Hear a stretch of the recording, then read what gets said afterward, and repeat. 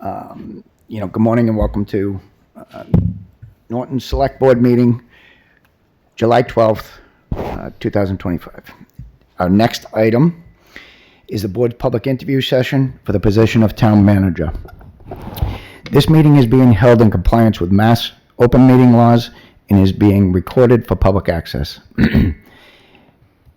The purpose of today's meeting is to conduct public interviews with candidates for the town manager position.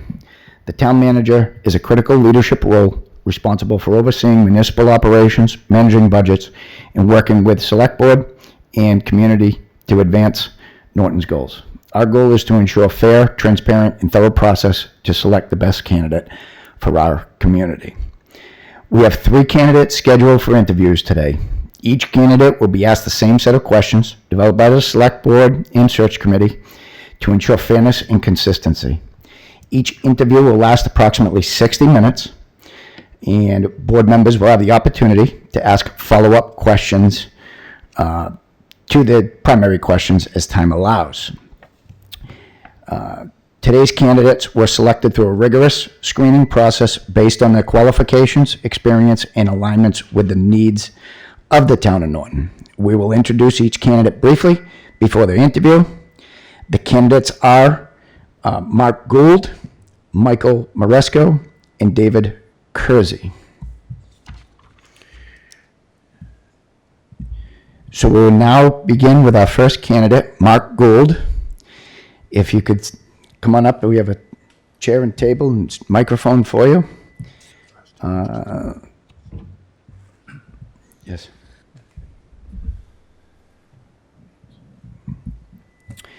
So, now begin. So, Mark, welcome. I'd like to give you the opportunity to make an opening statement, if you have one, and introduce yourself to the board and community members. Excellent. I brought a handout. Would it be okay if I? Sure. Come on up. So I just want to make note, there's no public participation right now, please. This is,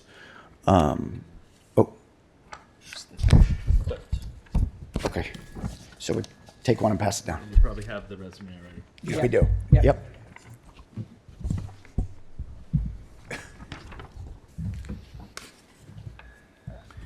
Okay, Mark, when you're ready. Excellent.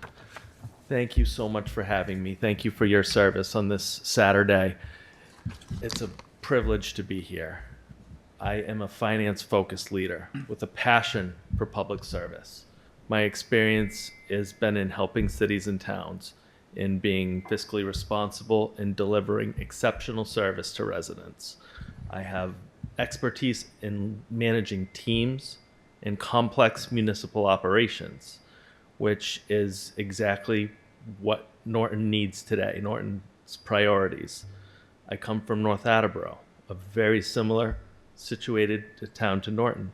The commute was very nice this morning. My experience, I currently serve as the CFO for the Framingham DPW, where I manage a budget of approximately $100 million, very similar to the size of Norton's budget, and across 8 essential city departments. I previously worked for the Commonwealth of Massachusetts, advising cities and towns on municipal finance. I've served as an attorney for Taunton, advising the community officials on nearly every facet of city government. My experience has led me to work collaboratively, to work across departments, across elected boards and officials, closely with residents to target the needs of the individual community. There's no one-size-fits-all approach. Norton is unique in its history, its culture, its challenges. I bring the culmination of my professional experience, and I lead by listening. I manage time, people, resources. I come from a family of public servants, a select board member, police chief, a Navy submarine commander, and myself. I'm an elected town councilor in North Attleboro, just up the road. I firmly believe that public service is deeply fulfilling. For me, it's a passion. It's not a 9 to 5. It's I wake up in the middle of the night and I'll jot down an idea and bring it to bear. Is that buzzing me? I apologize. I can turn the volume down a little bit, I think. Back. Okay, I it's not you. I bring that to bear in my everyday approach. I lead by example. I've saved communities millions of dollars, provided exceptional service, and on a personal note, I enjoy sports, running marathons, volunteering, and I recently enjoyed bringing my family to Norton's Founders Day event. And I look forward to answering questions about my experience, my vision for Norton, and I'll do my best to answer any questions to the best of my ability. Okay, thank you, Mark. So with that being said, first question, how do you manage conflict between employees that work under you or employees and members of the public or any other committees or between committees and public if and when that arises? What's your approach on handling those types of conflicts? If you can give any examples, that would be helpful. Sure. So, well, disagreement is essential to a functioning democracy. Those need to be approached tactfully, with listening, with collaboration. Those are strengths that I bring to the table. I have experience negotiating with I was the lead negotiator for 7 city unions, and as you can imagine, the town and the city and the unions in this case didn't agree on every aspect. One stands out to mind, particularly on wages, and everybody agrees we should pay employees fair wages. We have limited budgets where we have budget constraints. We should pay with today's dollars, not potential future promises. So, well, we would have loved to give them the increase they were asking for. It was simply not possible given the constraints. However, as I normally do, I exercise creative thinking. I think outside the box, came up with a solution. In this case, the solution was to evaluate the way we organize our health insurance. We ended up restructuring it. We were able to keep the same health insurance provider. That was important, the same company. And we were able to reduce premium costs by increasing deductible and purchasing stop-loss insurance. And it turned out to a win-win. So the employees were able to put a little extra in their pockets, and the city was able to actually increase our financial position too. So sometimes out of conflict, creative solutions can arise. Working with people, not at them. Listening to their solution, to their problems, their perspective. And that's particularly important in the employee-manager relationship. To hear people out, and I won't agree with everyone on everything, and it's important to have those hard conversations. The 2 examples I can think of, I won't belabor it, but with one employee, there was an issue with the productivity and office dynamics. I was able to meet with the employee, that supervisor who had the disagreement, sit down and come up with a performance improvement plan, a PIP.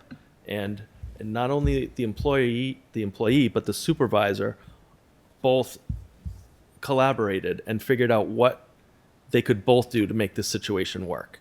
And the end result was there was a lot of collaboration there, and the employee turned into a productive employee afterward. Sometimes discipline is necessary, and I've gone through that procedure too. It's important to let the grievance procedure play out and give the employee an opportunity to be heard and management's perspective to be enforced too. And I've found that settlement is often better than going to court. And so we ended up settling the employee grievance where, sometimes it's necessary to write someone up, and that makes the team better because we're enforcing uniform standards and being fair. Okay. Fair enough. Thank you, Mark. One thing I failed to mention to you, and I apologize, it's on me. There's 10 questions and about an hour total time. So if you can make mental note of that. I apologize, that's on me. Okay, I I apologize should have if I mentioned went that long. at the start. No, that's okay. That's okay. Nothing wrong. I wanted to mention that. Okay, does anybody have any questions? We haven't turned on the hot intense lights yet. Yeah. So, yeah. Okay, so let's go right to question. Thank you very much for that answer, Mark. Appreciate it. Denise, want to go ahead with number 2? I think it's Kevin. Kevin. Oh, I'm sorry. Yeah. Sorry, Kevin. That's fine. Hi, Mr. Gould. The next question is, can you speak to the relationship between the town and schools? How would you build collaboration and trust, relationship and budget, town government, as well as we're a college town, we have a Wheaton College here as well. What steps have you taken in your prior positions to promote transparency and increase trust and community engagement, as well as keep citizens well informed? Again, this is between the town and the schools. Okay.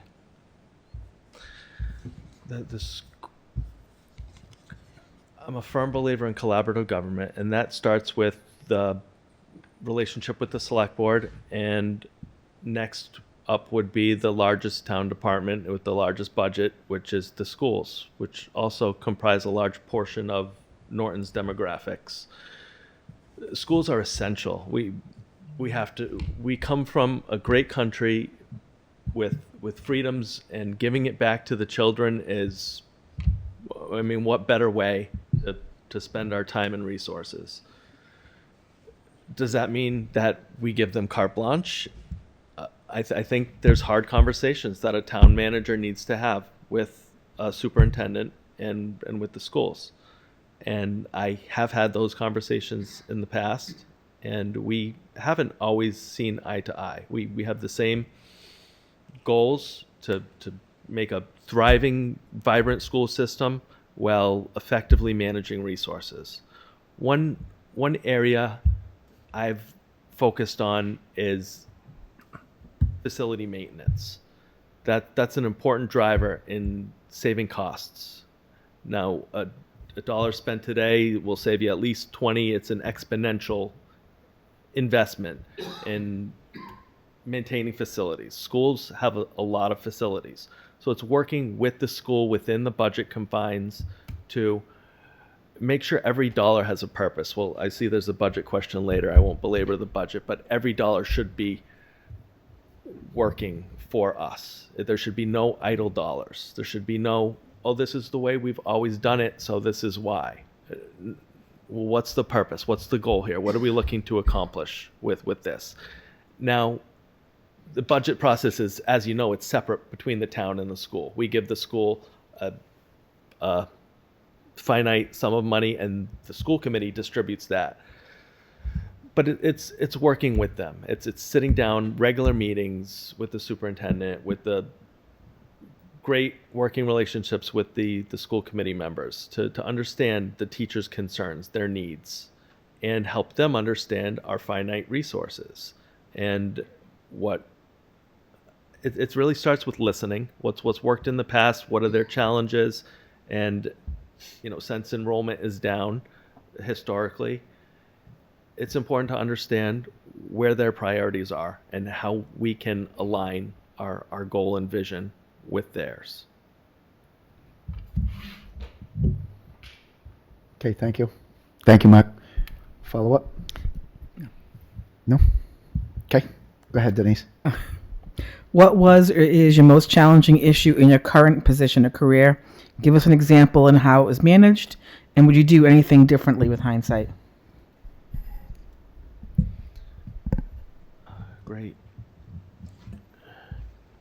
Great question. So, a focus of mine is community engagement, is working on when you make important decisions for a town, you want to make sure you have buy-in from the community. That requires trust in our decisions. They need to see that we're doing everything, we're communicating everything clearly. It's all public record anyways. So let's get out front and have people getting their information, not necessarily from social media, unless it's our social media, but getting out there in the community. So one particular project that was probably the highlight of my professional career. I was assigned to review the charter and make recommendations. This was a very intensive project. It hadn't been done for 100 years in Taunton. I led teams across dozens of meetings, neighborhood meetings. We met at VFWs, churches, community centers. We met the people where they were, listened to their concerns, collaborated, made changes to those changes and changes to that. Committee meetings, council meetings, led neighborhood meetings, community outreach, being visible in the community.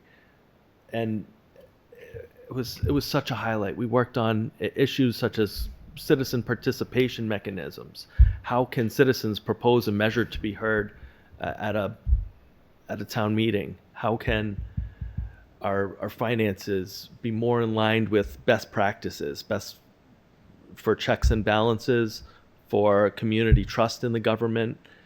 And it was an amazing experience. We came to compromises that weren't anyone's ideal, but it worked. In the end, the city council approved it, the state legislature approved it, and the governor, at the time, Governor Baker, approved it. So it was a incredibly fulfilling process where I learned the value of community involvement and had that opportunity to make lifelong friendships with members of the community and help the city move forward. Okay, thank you, Mark. Next question. Thank you for being here today, Mark. My pleasure, Roger. What is your long-range planning experience and how it plays in to municipal government, into the budget development and implementation, and personal development and evaluation? This, I believe, is one of the most overlooked but important pieces of the puzzle. I currently manage a CIP budget of over $200 million for various infrastructure projects, water, sewer, roads, pump stations, you name it. These are often not planned for. It's easy for boards and managers to just look day to day. How do we survive this next operational budget? And those are valid concerns too. But the role of a manager, in my opinion, is to look out 5 years, look out 10 years. I understand that the charter says the town manager puts forth a 5-year CIP budget. I would do that in spades. I would also do the 10-year, the 15-year. You want to, I currently use an Excel chart. I track all the major assets, the buildings, the infrastructure, the vacant properties, the tax title properties that the town owns that may not be on the front burner, but there's some value there and we need to maintain it and move forward on those properties to put them back on the tax rolls. So there's vehicles, there's buildings, and you want to map out the useful life. You want to say how many years this piece is expected to last. And then as you get close to that time, as it's coming up on the 5-year CIP, and some are falling off, some are coming on, especially with the debt service for major assets, you want to see what assets you can give a second life to, what assets you can give a third life to. And that involves coordination with the department managers, with the the staff, you need to inventory, top to bottom, list what they need, what the cost benefit is of replacing versus repairing, giving it, and what the estimated useful life is. So I've done this. I've on track to save hundreds of thousands of dollars by retrofitting vehicles and buildings. I mean, deferred maintenance is it's a killer. If we have any of that going on, that's a low-lying fruit that we can help Norton's long-term fiscal situation. This is a great town hall. I see there is investment here, that the sports complex, that the senior center are wonderful long-term investments in the community. We need to make sure the maintenance is in our budget, and that a long-term plan, probably past anyone in this room's, hopefully won't have to deal with replacing any of these, but we need to take care of the assets that we have, as a family would take care of their assets, as a businessman would take care of their business. We are stewards of the taxpayers' funds, and that's a key responsibility that we're entrusted with. So I could go on about this, but this is essential. Looking forward for the capital, that's one of the main drivers, the main thrusts of this position, I believe. Okay. Thank you, Mark. Next question. Morning, Mark. Morning, Bob. I believe you've answered most of this question, but I'm going to throw it out there again anyway. What is your experience on union issues as far as negotiating contracts, experience with progressive discipline? I think you've met some of these, answered some of these already. Sure. And the biggest one is communication. It's kind of a duplicate question, but if you want to elaborate even more, I'd appreciate it. Thank you. Sure. So I believe in having a collaborative relationship with all levels, especially unions. You need to stay plugged into what's important to the people, because our biggest asset, we just talked about buildings and vehicles, but our biggest asset is our people. Salaries are the number one expense. Health insurance is a big part of that too. We need to, people aren't working in municipal government to be rich. No one's getting rich in local government.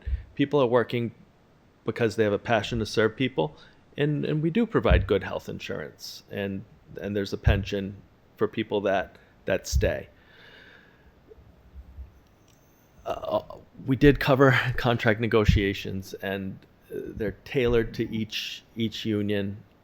One other success story I have is staggering the unions, because their contracts all came up at the same time, and it was a lot to deal with, and it was better to hit the unions staggered every year, every other year, have a different union coming up rather than all at the same time. And I'll segue a little bit into contracts, if you don't mind.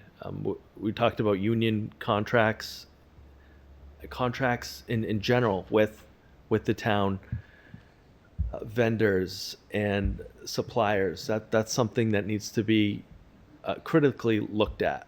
And sometimes unions can say, well, that's a union duty, and you can't take union work and give it to contractors. And that's impact bargaining. There's collaboration that happens there. But at the end of the day, we need to figure out what works best for the town, what works to provide high quality service.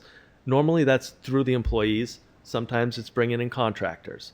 And I have experience reviewing every city contract that's come in for years, and trimming the fat and finding out what works, addressing employees' concerns for making sure they have a safe work environment, and the community's goals of providing efficiencies. So it's a balance, as in all things. Okay. Thank you, Mark. Thank you, Roger. Or Bob. Okay. Next. Question. Thank you, Mark. Sure. Back to me, Mark. Please. Budget question now. What's your experience with municipal budget development, and how do you develop a municipal budget with programs, zero base, and how do you manage conflicting budget needs between departments, and propose to manage limited resource allocations, and how do you determine if an override or debt exclusion might be necessary? And as also as a second question in here, what's your experience in grant writing? Excellent. So this here is my bread and butter. This is what I excel at.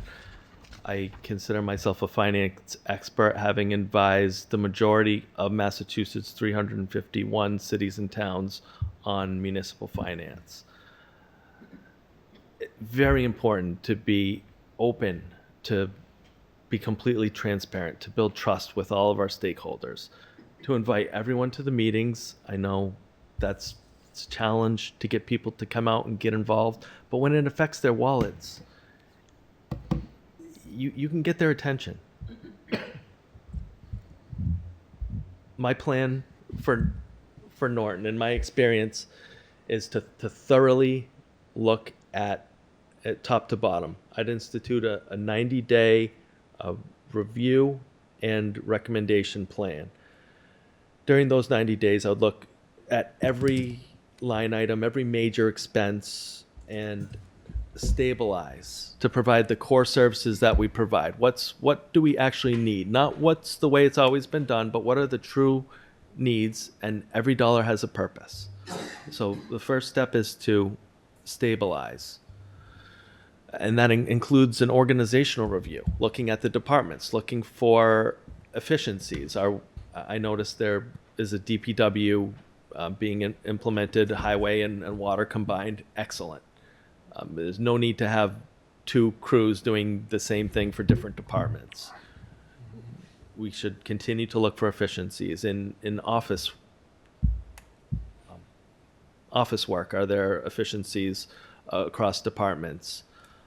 One initiative that I successfully implemented was an online permitting software where we have the building department, conservation, planning, zoning all together, and it's streamlined for the public. It's streamlined for operations, cuts costs, saves time. We're not duplicating efforts.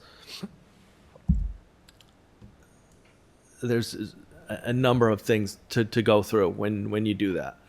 As I've stabilized and optimized budgets, you find things when you're paying attention to this. I've found consultants that were paying over $300 an hour, and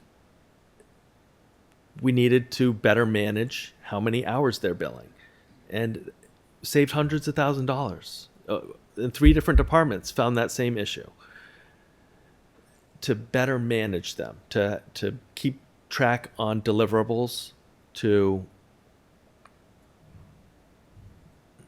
assess with a critical eye. As I mentioned, health insurance is an important aspect to assess. That's a huge budget driver, especially this year and into the foreseeable future. We should reevaluate our electric provider and make sure we're getting the best deals for utilities, regionalization, that we're collaborating with the towns, the cities directly adjacent to us, and we're working together where appropriate. That's important to have those good relationships for when unexpected things arise, but for working together. If we can share one staff member, if that satisfies the service needs of both communities and cuts a salary, a pension, health insurance in half, we should seriously consider that. As growing, that leads into economic development. I don't want to go too far into that if there's a question on that later. Yes, I see that's number 9. So I'll save economic development, but that's growth. That's essential. So growing the tax base wisely, preserving Norton's character. As to grants, we need to fully utilize every opportunity, working closely with state representatives, with our federal partners, to show them. For example, I noticed that PFAS is an up and coming issue, and we need, if we don't already have an application in with the federal government, there's a fund for that. It's in the billions of dollars. Norton's got to be in the front of the line. If there's money coming in that we're paying the tax dollars, we should bring whatever we can back here. If they're saying we have to get down to a certain level in the water, then they need to provide the resources to help make that happen. Education, Chapter 70 funding. We need to put pressure on our legislators to bring the funds back to Norton. There's many opportunities. I've written grants as part of my current role. I've generally delegated grant writing. I don't like to add positions. If there was one position that I would add, hopefully it'd be grant funded. We'd have a grant writer, and that pays for itself exponentially. Bringing funds in, and because we have to broaden the base somehow. Expenses, inflation keeps going up. We can do that between splitting the tax rate and building up commercial and industrial tax base, while providing seniors and small business owners tax breaks. So we're not hurting the local businesses. And we're cognizant of the residents also. So budgeting is a passion of mine. I noticed free cash was high. That needs to be analyzed, because that shouldn't be a surprise. We should manage our budgets regularly. I would bring in the finance team in monthly. We would have a review. Where are we? Percentage of year past, percentage of budget spent, any surprises, money encumbered, to make sure we're staying on track. Work closely with the assessors, the treasurer, the accountant, and that's what I've done. That's what I excel at. So providing regular updates. So we're all on the same page. We know what our resources are. We know what our challenges are. And I have a lot of experience I have a lot of ideas, what's worked in other communities, what's worked for me, but I need the community's input in where your priorities are, specifically for stabilization, for free cash. Another, on this same subject, improving the bond rating. We're AA positive now. With the right plan in place, we could get to AAA, and that would free up space in the debt service and give the budget needed cushion because we don't know what the future is going to bring. We need to safeguard that stabilization account and prepare for the future. Analysis. I mean, there's certain investments that pay dividends, and certain pieces of equipment, if you purchase them instead of rent them, it's going to save money in the long term. There's many facets. I feel that financial priorities that's one way to manage our departments, by saying, oh, okay, this is a priority for you. This is what we're willing to allocate towards that.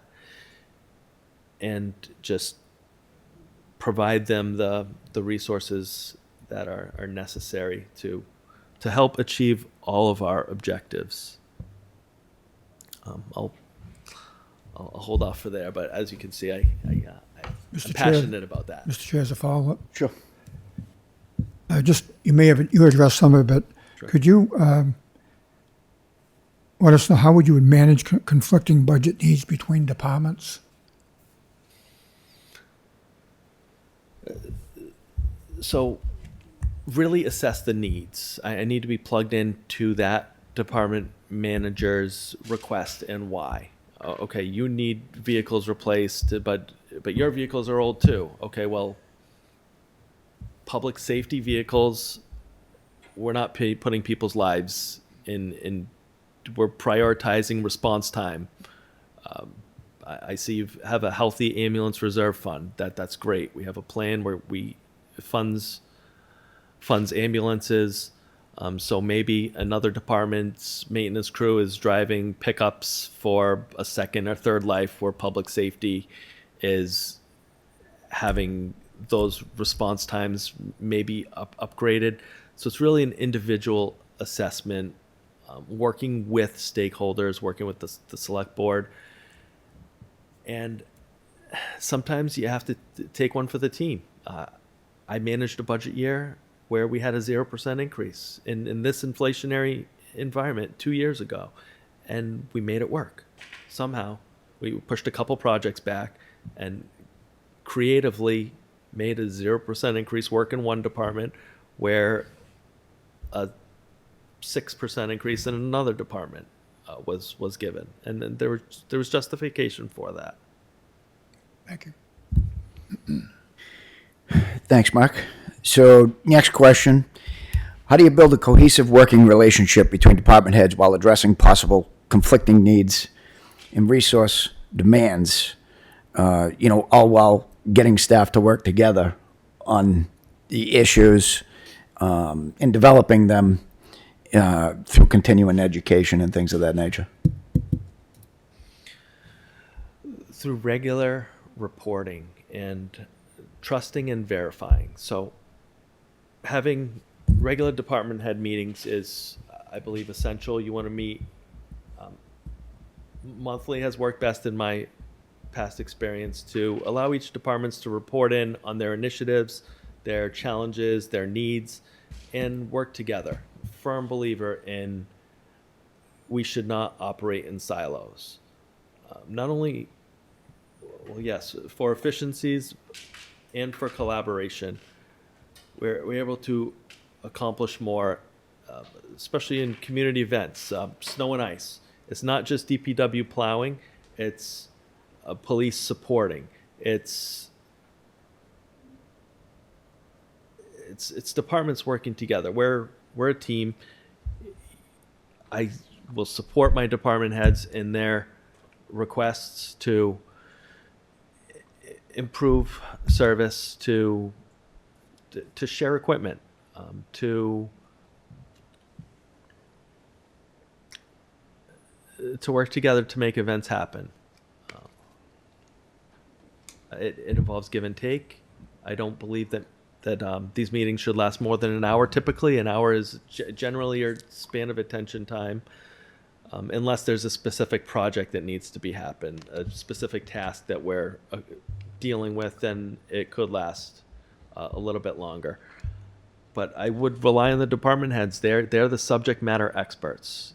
They know what we need. I would trust and verify their requests and make sure they're doing what they said they would do, and call them to task when they don't.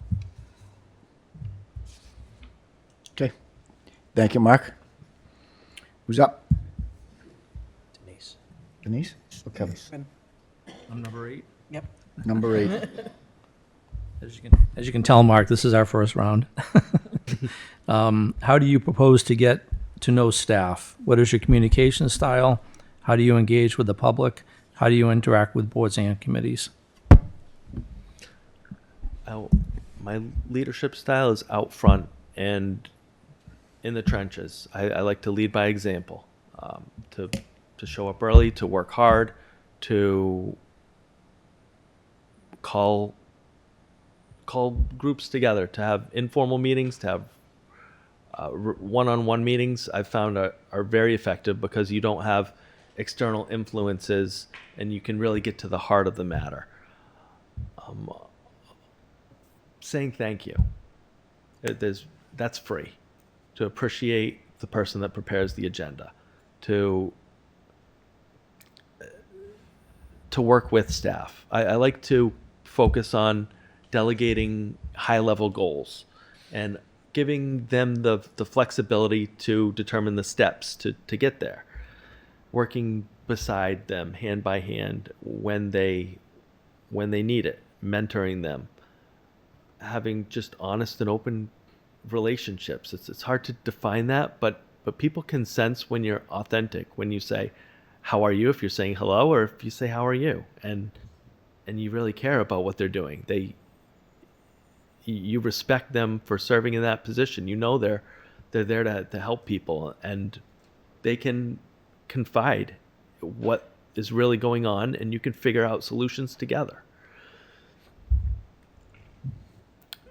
Establishing SOPs, a cadence, they know what to expect. Here's the operational rhythm where we're meeting every month, where we've got this construction that starts in April, and it goes on. The police support the DPW, and we're working together to accomplish these goals. Then when unexpected things happen, for example, COVID, you lead out in front. I was one of a few people that kept City Hall I worked for, kept City Hall going during that time. It was myself, the mayor, human resources, and I helped the Board of Health figure out what to issue to keep the community safe. The police, what to do to keep the security safe around the isolated people. We had people, the state set up in a hotel, but to stay visible, to stay engaged in town hall activities and community events, to get out front. I mean during COVID, we had it swept through the fire department and the police department, so we had manning and staffing issues. But I led out front, I led alongside. The fire chief and the police chief know more than I do about managing their personnel, but I'm at the table to provide support and offer suggestions, ideas, and manning was difficult. We had to find creative solutions when people were out, but we need responsiveness should an emergency come. But if you have that open relationship, you can text them, they can call. It's hard to define, but those relationships are key to success. Okay. Thank you, Mark. Sure. All right, Mark, how do you propose to balance development and existing town character,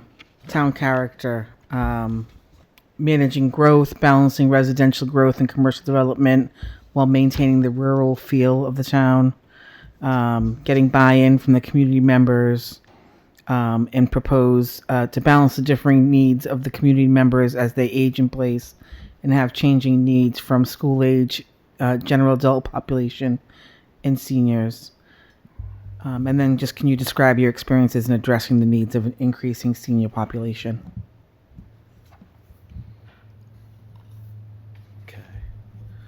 Okay, multi-pronged question. Yeah, sorry, that's a long one. I'm trying to hit every point. Forgive me if I Yeah. miss. So economic development, huge, especially for Norton. And it's important to keep that small town rural feel. That's what I've heard is important to the community, and I believe that. Norton, that's what we've shined at, being a bedroom community, and it is a great small town feel. The world is growing around us. Inflation is, and just the costs of replacing buildings, it's hard to keep up. So it's a balancing act, right? We need to increase the costs to provide these essential services, but we want to keep taxes low. We want to take care of our seniors.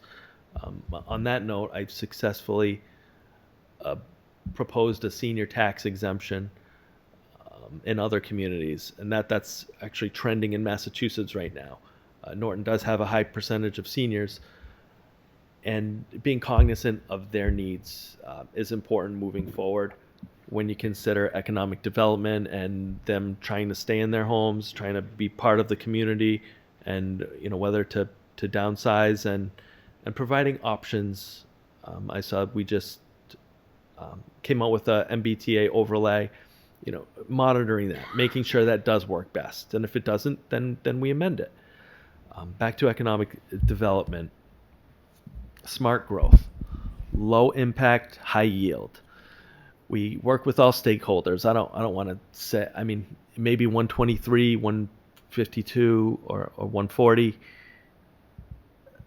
maybe around Wheaton College, but you really have to talk to the community, find out what the priorities are, where you'd like to see growth, how we can target that growth while supporting local businesses. The community had an outpouring for this local business that just started up, a Freedom Barbecue or Freedom Fire Barbecue. thank you. And it's essential to support these local businesses and to really balance the tax levy. So that's important to support zoning, to have community surveys, to work our workshops, to get community input and involvement. So when zoning comes to town meeting, it's not the first time they've heard of it. It actually incorporates their ideas where appropriate, and we're working together to have that small town feel. One example from Taunton, there was an abandoned warehouse, a factory that was just, the roof was caving in. I was able to, instead of foreclose, came up with this idea to have a tax title auction. Worked with some stakeholders, actually got $1 million for that property. Revenue to the city on the spot, $1 million check. And came up with a plan, working with the council, working with community members to put this property back on the tax rolls in circulation. Working with the community to make sure that's an effective use, and that's something we can creatively find these spots that are stagnant. Let's take a fresh perspective, fresh look at challenges yield opportunities. And I'm a critical thinker. Analyze what's working. Don't keep repeat doing it if it's not. And work with the business community. Outreach, meetings, the town manager's meeting, committee meeting, community small business meeting. Just have these outreach forums where people can come in, be heard, and work together to figure out what's best to distribute the tax burden and to do what we can to support our local businesses.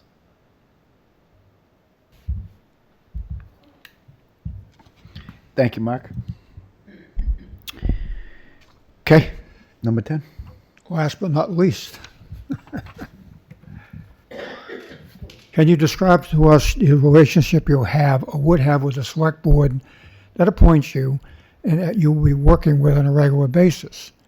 And as a follow-up question, how do you handle those situations where the select board may be heading in a direction that might not be in the best interest of the town? Talk about a loaded question. Don't worry.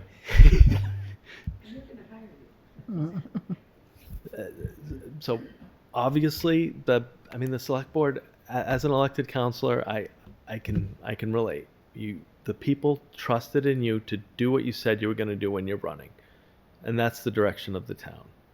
I'm the person you select will be responsible for executing that vision, for giving ideas to the select board, for have you tried this? Have you thought of this? The department heads think this is a good idea. But we share the executive authority in the charter, the town manager and the select board. It requires, most changes require the select board's vote. Contracts, policy, major decisions all involve your vote. So there's not much the town manager can do big picture wise that the select board isn't on board with. So it's set up to work together. That said, we won't always agree, and we shouldn't. We should talk through sticky, thorny issues and come up with what's best for the community. For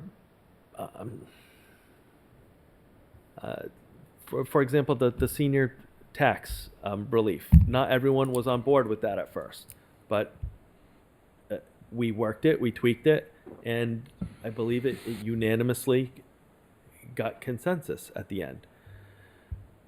You're going to have priorities. I'm going to agree with some of those priorities, but I might say, well, where are we going to get the money from? So let's identify a funding source for that priority. Let's creatively make a funding source. What's important, I'm here, the town manager you select is, the appointing authority is the select board, but should be responsive to what the people's needs are.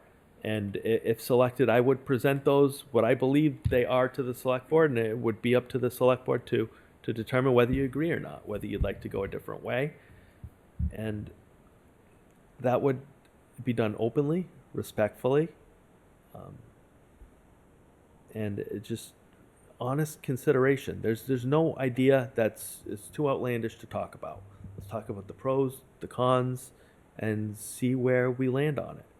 And maybe if we're not in agreement, we table it to next meeting and see where we go from there. Rework the plan, but to put a plan in place. So if I'm the selected candidate, I would, after 90 days, give you what I believe is my plan for the next 5 years, and we could talk about it and see how does that vision align with your vision, and where do we need to tweak it. Where I'm here guiding the ship, the administrative day-to-day, the grievances, the putting the asphalt on the road, the getting the abatements process, the office work, the filings, and you're providing the priorities, the direction, and I'm giving you solutions how to handle it. I've worked well with other elected officials, with boards, with committees, and you need to use players to their strengths. Some people have business experience. Some people have legal experience. Some people have been institutional members of the community, and they have more knowledge that I need to tap into to successfully work collaboratively with the board. So any disagreements would be purely professional, not personal, and we get through it together on my side of the table. Thank you. So thank you, Mark. That concludes the rounds of questioning. Do you have any closing remarks or anything you'd like to share with us to close out your interview? Just want to thank you for this opportunity. Highlight my strengths, my experience, my passion for leading the community. It's an honor to wake up every day and serve the public. That's what I do in my current role. I lead teams, come up with creative solutions to pressing problems. I live for that, and providing that high quality service, that steady hand at the helm, that people know there's someone they can go to, listen, that will hear them out, and that is honestly doing what's best for the community, developing that trust, laying out that vision. It would be an honor to serve Norton, and I thank you very much for your time and wish you luck with the rest of your Saturday. Okay, that concludes the interview. Thank you very much, Mark. We appreciate it. We have, as you know, several other candidates, and we'll see at the end of that whether we're going to vote today or not. We don't know exact next steps, thereafter. But we will keep you notified, and thank you very much. Outstanding. Thank you. Thank you, Mark. Okay. So we're going to do another short recess before the next candidate comes in. We'll reconvene probably 10, what time is it? 25. Probably 10:25 or so to introduce the next candidate. Thank you. Oh my God. We're reconvening the interviews. Next candidate up is Michael Maresco. Mr. Maresco, if you could please come on up, have a seat, make yourself comfortable. And so you're aware, we are roughly about an hour. We have 10 questions that the board's going to ask you. And that's it. Simple as that. You have a copy of the questions there. So if you could please, would you introduce yourself and give an opening statement? Great. Thank you, Mr. Chairman, and through you to the board. I'm very excited to be here today. My name is Michael Maresco, and I'm here, I'm excited, and I want to be your next town manager. When I first saw the posting, I decided to take a ride out and check out the town of Norton, and very quickly I found by driving through the town, reading the history about the villages, very similar to Marshfield, had the opportunity to check out the police station, the library, the town hall, the high school, and sitting in the coffee shop listening to the 2 high school students who work there talk about their community gave me a good flavor for the town, as well as listening to some residents that were there talking about the town hall, the new town hall, talking about challenges that were out there. It is a wonderful community. I think that my experience as an elected select board member for 9 years in the town of Marshfield, 6 years on the Board of Assessors, and 36 years in state government, 25 of them as the Assistant Secretary of the Commonwealth, makes me uniquely qualified to take on the challenges in the town of Norton and to really help the board lead the community to where it needs to go. Okay. Thank you very much. I'm going to lead off with the first question.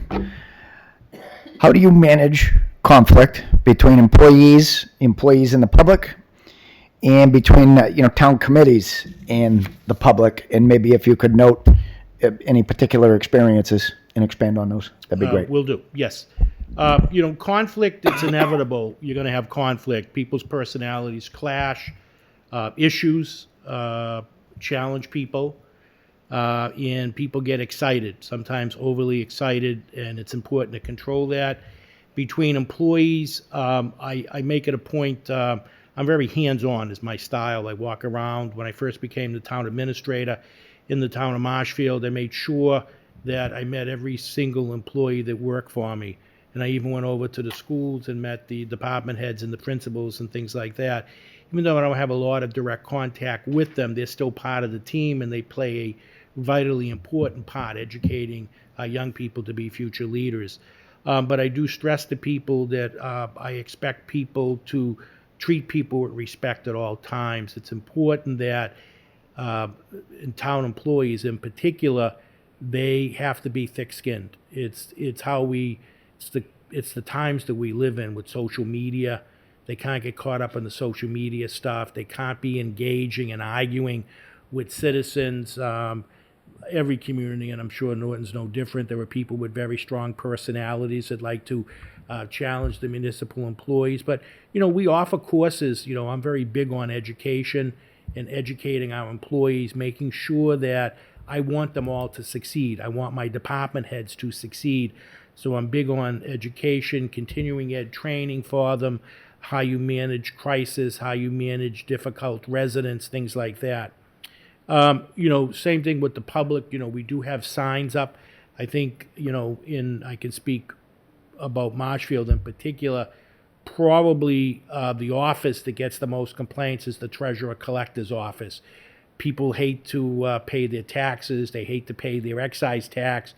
If they're late, they hate the fees that are tacked on.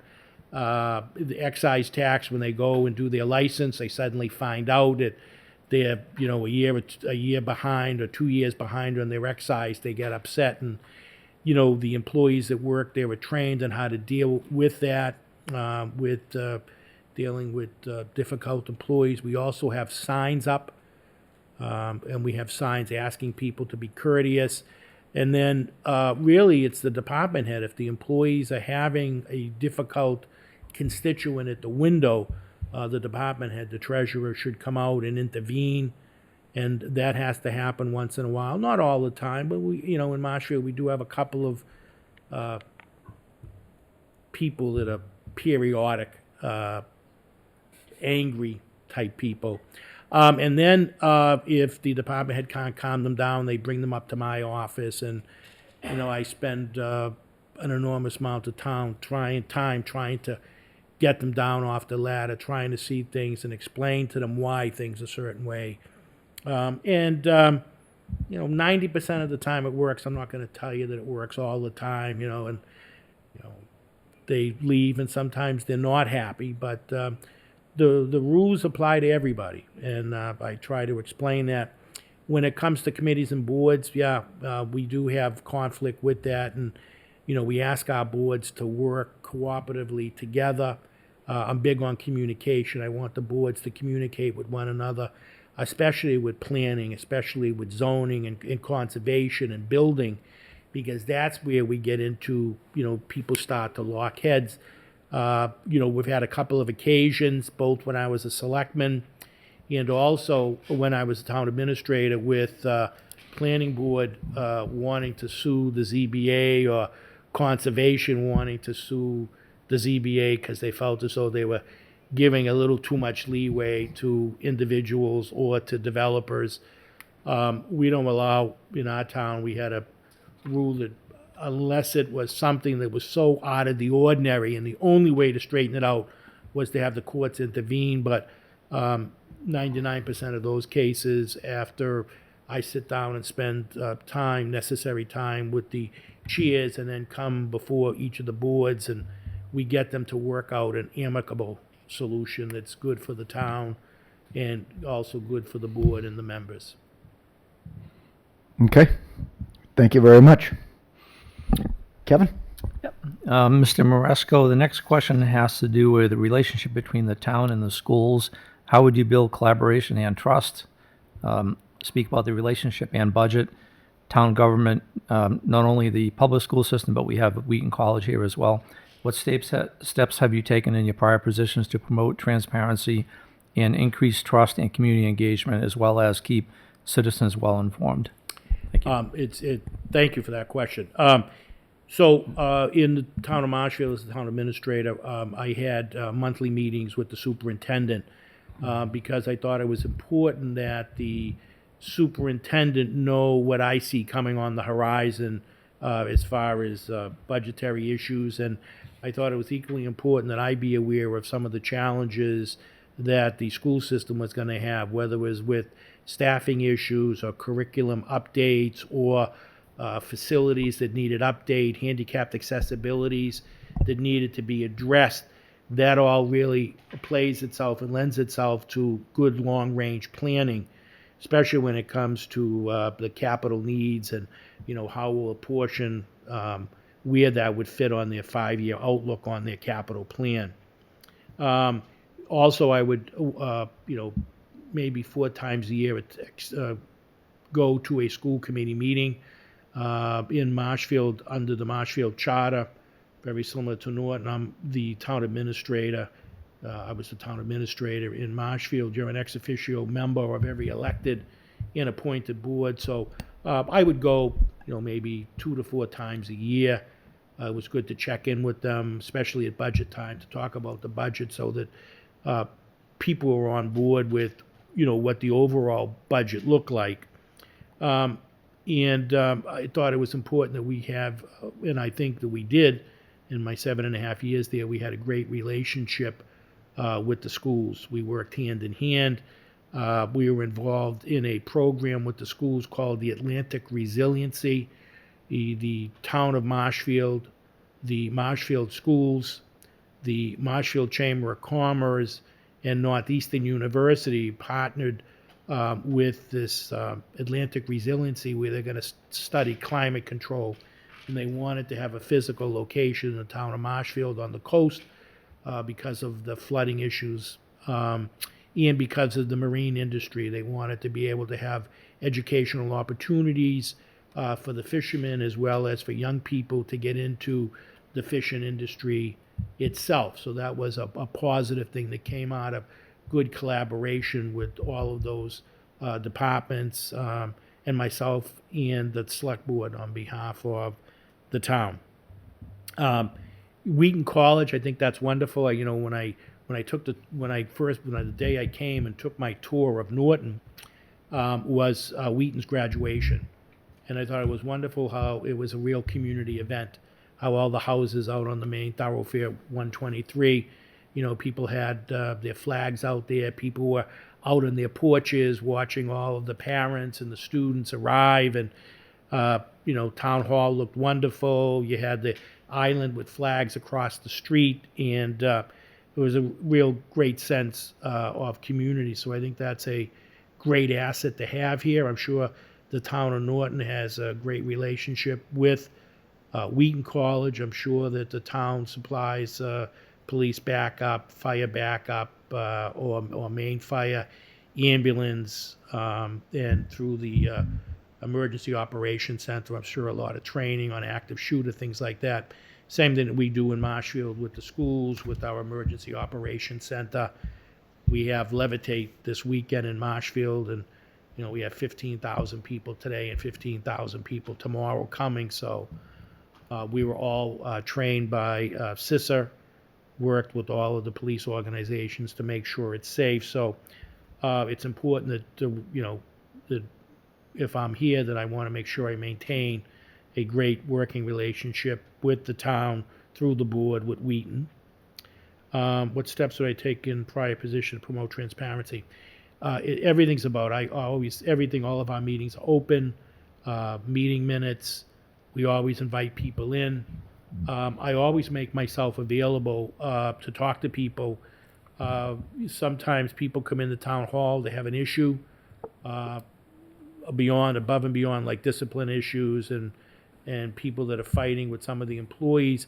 Sometimes citizens just come up, and if I don't have a meeting, I at least once a day have somebody stop in and talk about a particular issue, whether it's trees that need to be cut down from the wires, or Eversource cut their trees and they look like V's, but you have to explain to them about the importance of, well, they cut those trees so the next time we have a storm, you have the TV and the heat will work in your house and things like that.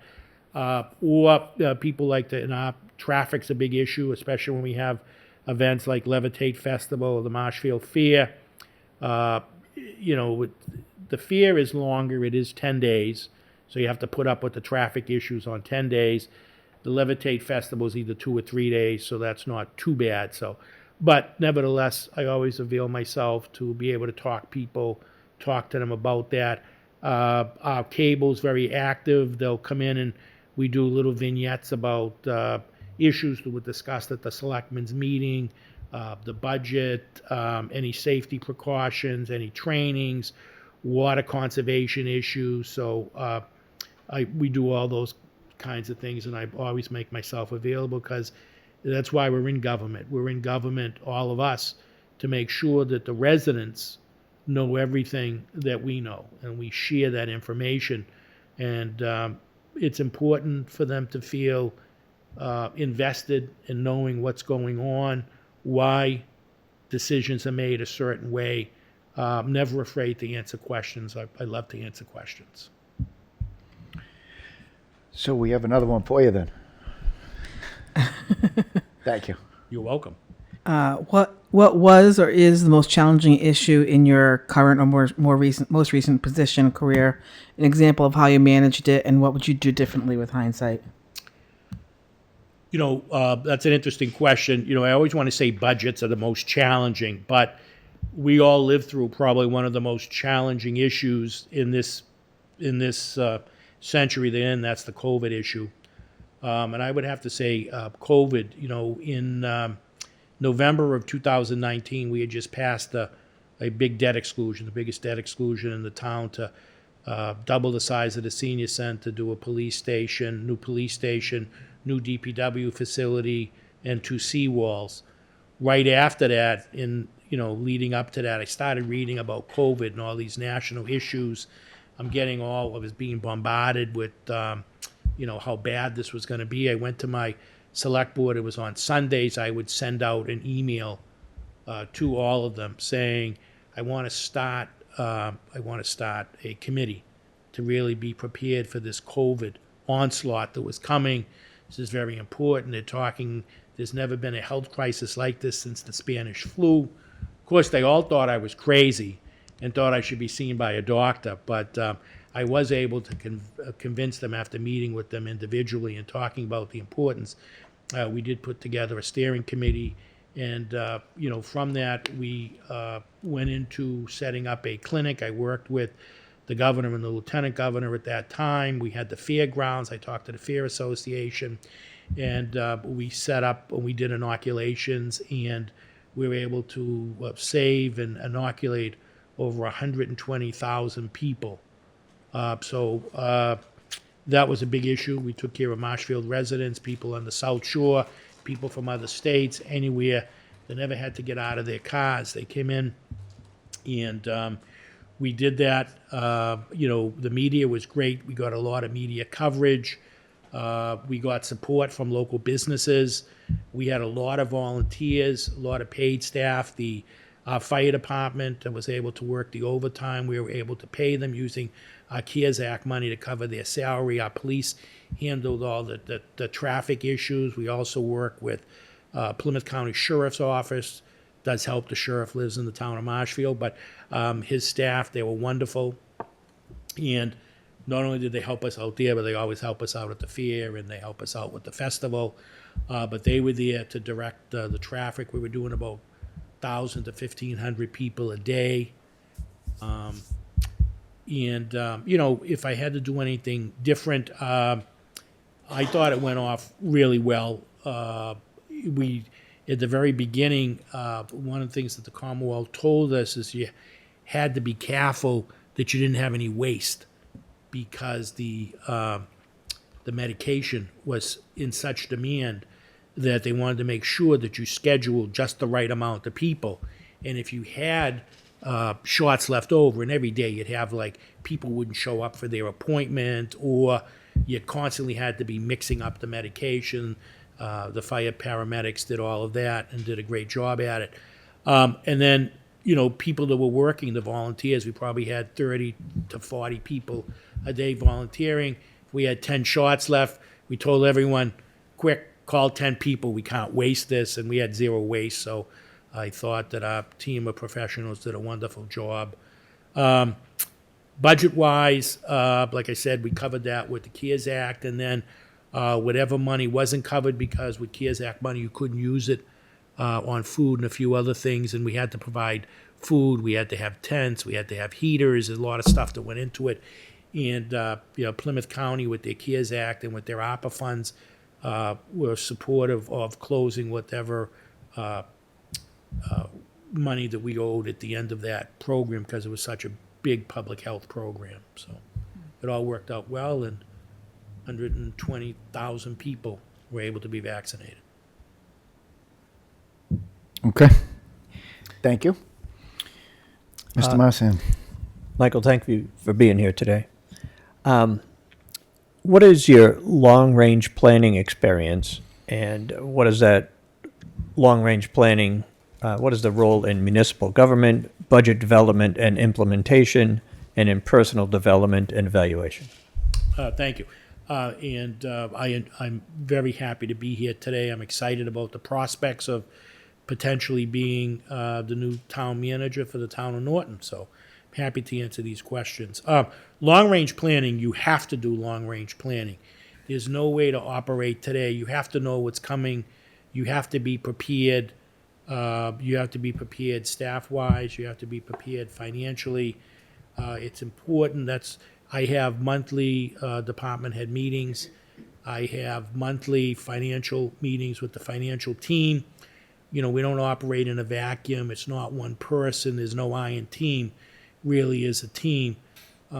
My department head meetings start off usually, we'll get to the long-range planning, because everyone knows what's coming down the pipeline. I do that so I keep everyone updated together so that everyone gets the same information.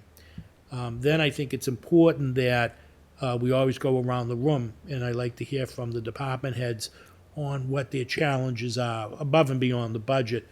But, what are the challenges on providing the services they do, whether it's DPW with water or sewer, or maintaining our streets, or updating the sewer plant, things like that, or, it's our rec department with their summer camp, things like that, or senior center on their programs. But, we talk about all the time and try to identify through that process what the challenges are, and, when did they see those, so in long-range planning on something like that with summer camp for the rec department, we start talking about that individually and collaboratively in like December and January, so that they're ready to go on things like that.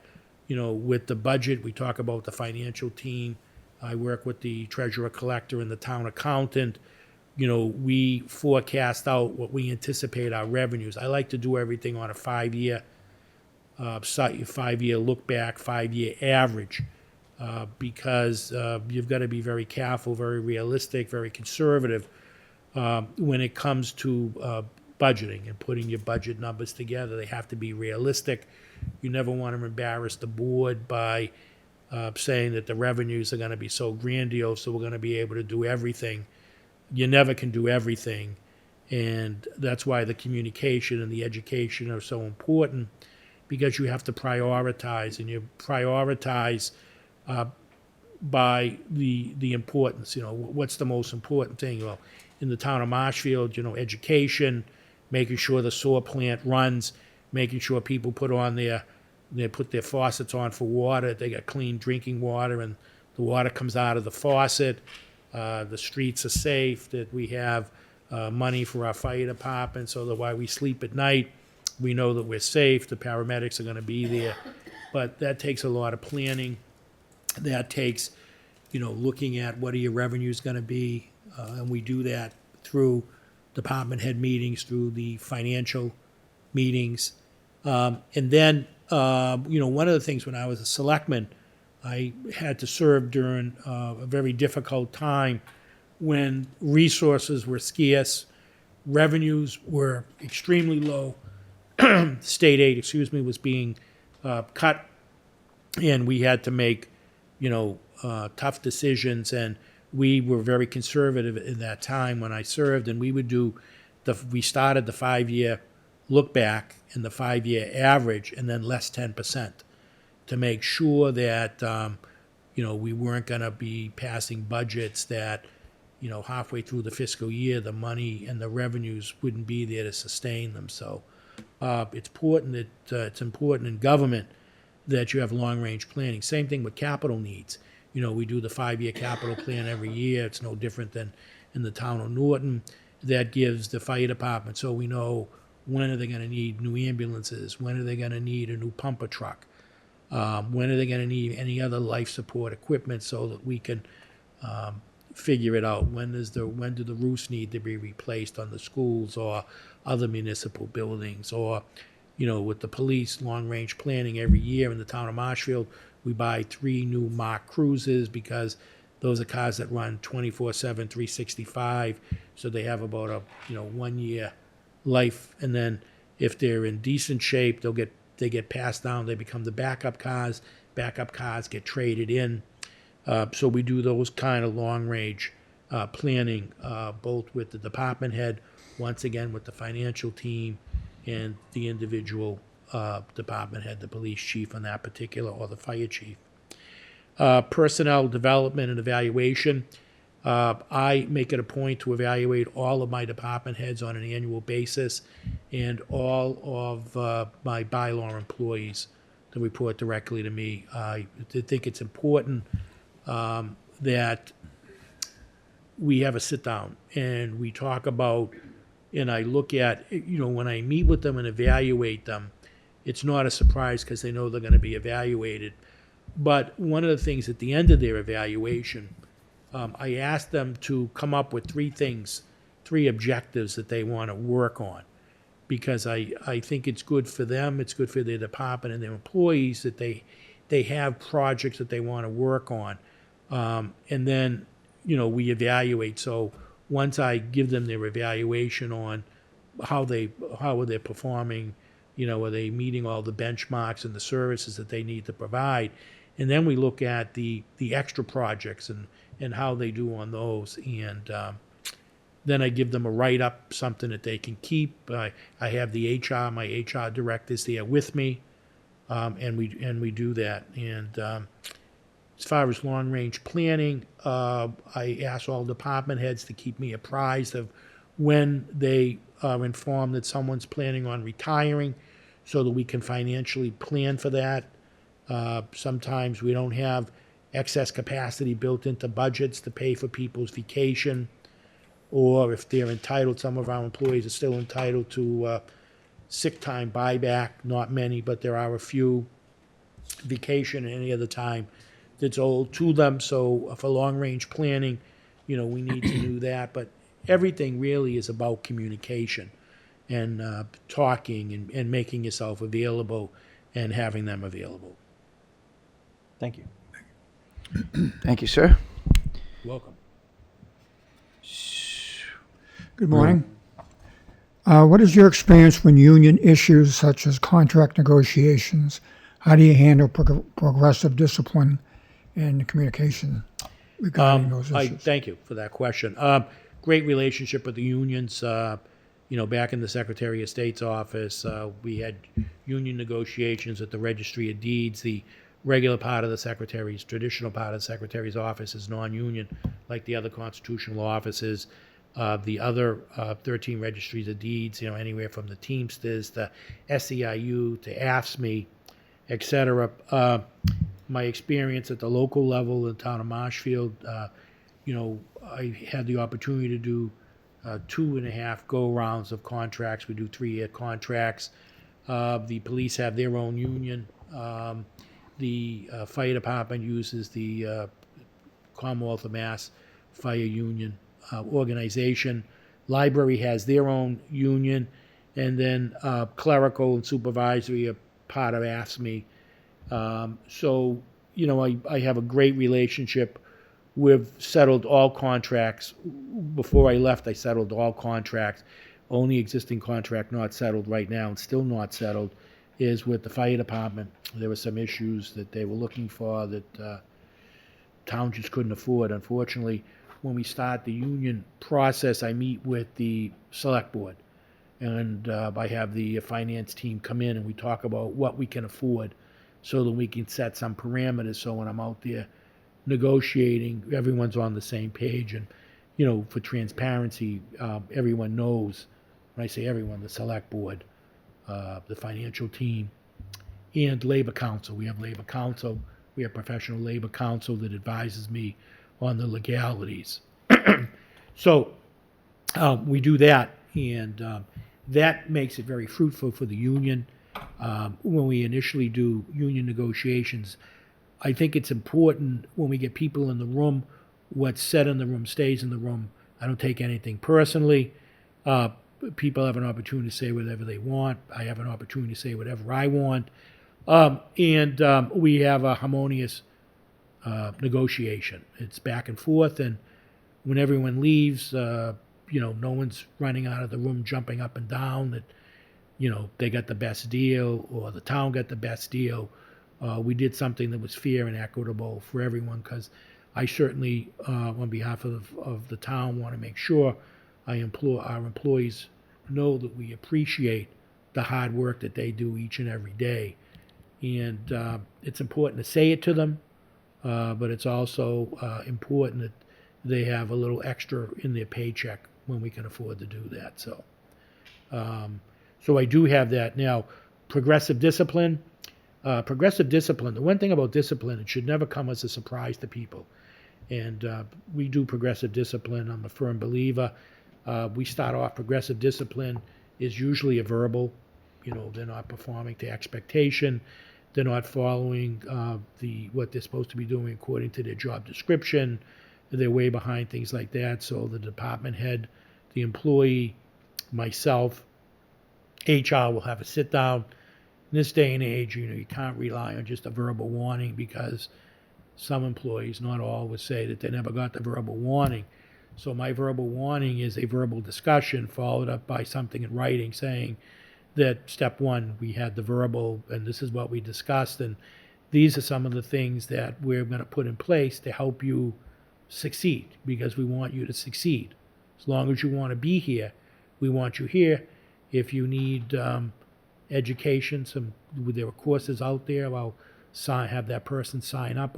I can't force them, but if they really want the job and they want to continue to be a valuable member of the team, they usually sign up for we pay them to go anyways to take the course that usually will help them. And then they have, usually I like to give people 60 to 90 days then we'll review them. If they're still having issues or if they have new issues, then they get a written warning. And that's the next step. And they get the written warning and they get on a PIP. And then we have, it's a personnel improvement plan. And I think that's very helpful because now that really spells out the course that they have to take if they want to remain employed. And we spell it all out so it's fair to them, it's fair to their department head, it's fair to HR, and it covers us legally with the contract and with the union. 90% of the time, an employee that's on PIP will come back and be a great employee. I have a number of employees that have been on PIP, and my time there, and they've come back and been great. I have probably, a half a dozen employees that were on a PIP and didn't make any improvements, and they are employed by some other town. They're no longer employed by the town of Marshfield. So it does. Progressive discipline works. Communication. None of this comes as a shock because we talk about with the department heads the importance of everyone pulling their weight. Because it's a team, so everyone has to work together. The department head is really responsible for taking information from the department head, sharing it with their employees, so that the employees understand the role that they play and how that fits into the larger scheme. It makes them feel invested and appreciated. And then it's really the department head that has to toe the line to make sure. Sometimes that's hard for department heads. A lot of the focus is always on employees, but I've had department heads that needed to be on PIPs. And I needed department heads that had to go for additional training in management, in dealing with difficult employees, improving their communication, both with their employees and with the general public or with other department heads. And sometimes it works and sometimes it doesn't, but it's about being plugged in. I make it a point to walk around town hall, to go out to the library, to go to the senior center, check in with the employees out there, check in. We have an enormous amount of volunteers, to make sure that they know that I'm approachable, I'm available if there's issues, not just for the department heads, but for employees, for volunteers, etc.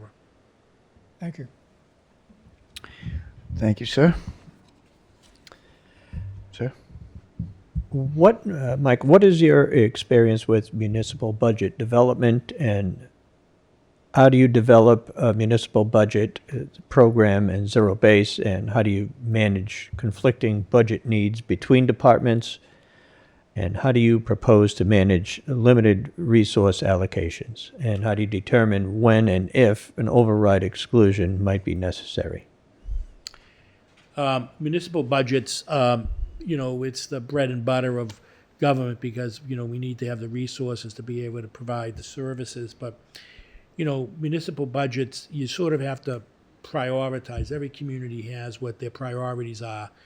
In Marshfield, it was education and public safety. Doesn't mean that, you should cut everything out of the senior center or everything out of the rec department or, cut back on highway maintenance or things like that, or maintenance of town buildings. But that goes back to the long-range planning, knowing, what are the revenues. You have to start with, okay, what are our revenues? How much money do we have available? And what does the economy look like? So you work with the financial team on starting to assemble the basics. One of the things I always like to look at, I always like to have the budget planned out with fixed costs, so I know I can look out over 5 years and know where I'm going to have a deficit, where I'm going to have some challenges based on those fixed costs. Fixed costs like, how much do I have to pay to Plymouth County for pension? That's a big one. Healthcare, how much is healthcare going up? That's a challenge. Town of Marshfield was a 50-50 community, so, whatever pain I felt, the employees felt. Utility costs were, going through the roof, even though we were an aggregate electric community, and we did bulk buying of our electricity, bulk buying of our natural gas, so many decatherms of natural gas per year on 3-year contracts. That was all part of the budget planning process. We didn't use zero budgeting. What we did in those tough times, and even now, is about level services. And level services are really a cut because your CBAs constantly go up. So you can't have level services and have your CBAs go up because you're going to have a shortage. And that's why you have to work. I make sure that the department head works with the financial team and myself to understand where some of the pitfalls are going to be. I don't want it to be a surprise to anybody. And that's where then they have to look at, because we got to cover CBAs. The employees have to get paid. So then we have to take a critical look at, okay, supplies, travel, mileage, books. Do you need to buy updated manuals, office supplies, things that be cut to make sure that it all works out. But it's really about the program and making sure that the money's there. The schools, over the time that I was there, the schools would start at, in our town, it was 3%. They would go up every year 3%. Then they would get, anywhere from, 750,000 or more on capital, and then in free cash, if they had some curriculum and stuff, one-time things, we would take care of them. We didn't, and we discussed this greatly, is I don't want departments fighting with one another. The conflict, and I'm sure it's no different in Norton, and I have two great chiefs. I'm very blessed in Marshfield when I was there to have two great chiefs. And sometimes the departments were extremely competitive. They would look, this goes back a little bit to union contract negotiations. If the police got a bump in specialty pay, fire department wanted their fair share of a bump in specialty pay for paramedics, et cetera, any other additional trainings. But, I mention that because, that's all part of the budget strategy to make sure, because you have to cover those CBAs. And fire and police are very good at policing one another's budget to make sure. So we try to, keep the budgets as fair as possible. You have a responsibility to make sure that the schools are safe. We have money for the resource officers. You work with the schools very closely. Their superintendent in charge of, their assistant superintendent in charge of finances, their budget director, he works very closely with the financial team. He's part of the financial team. And the senior center, we make sure that we got money to operate the programs that they need to keep our seniors young. They have a whole myriad of, dance, education, cooking, art, all of that stuff. And so we do that. We start a year in advance. I mean, right now, if I was in Marshfield, even though we just wrapped up 26, we're already on 27. We would have already been looking at 27 through 2031 on what the fixed costs are. We'd be looking at what the revenues are. I'd be trying to put together and talk. I want to approach the board sometime late August, early September, after we close out the books and we're on the way to have free cash certified, to talk about what the economic forecast looks like and how much we're going to be able to grow the budget, what some of the programs that we're going to need to cover, what are some of the pitfalls with the capital budget also, because that's the same, that's part of the annual budgetary process, is the capital budget. Like I said, we don't do a lot with zero base. In state government, when I was in state government, and one of the governors wanted everyone to go back to zero budgeting, so it's just that you start from the ground level up to assemble the budget. Some people think it's great because you get rid of a lot of the fat that accumulates over the years. It depends. Different people look at it different ways. Conflict with budget and needs between departments. When we go through the budget process, my initial meetings, so we do initial meetings with the big four: schools, public safety, DPW, public safety being police and fire. So I meet with the four of them first, then we meet with all the other departments, do one go around to hear about, what challenges do you foresee down the pipeline, just any anomalies so that we're aware of it. Because I don't micromanage my department heads.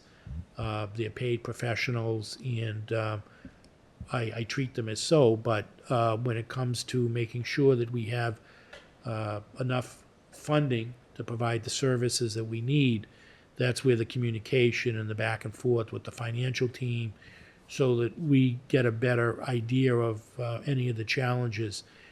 For instance, a couple of years ago, the school department came to me and they needed to update an English curriculum. It was going to cost like $750,000.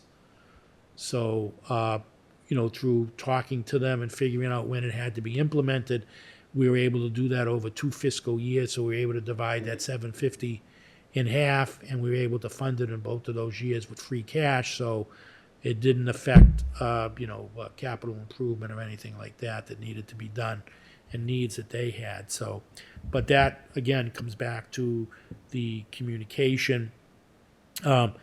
Limited resources. I will tell you, as a select board member who had to serve when we had to make drastic cuts, it is always easier, I think, if you're a selectman and you're on the financial team, when there are scarcity of resources, sometimes it is easier to manage because you really just get down to the basic core services that need to be provided.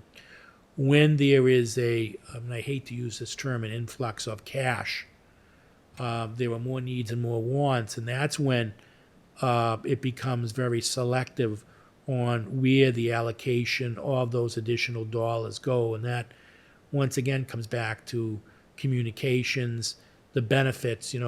Just because the department wants a program, I always ask people, okay, that's a great idea. I really like that idea.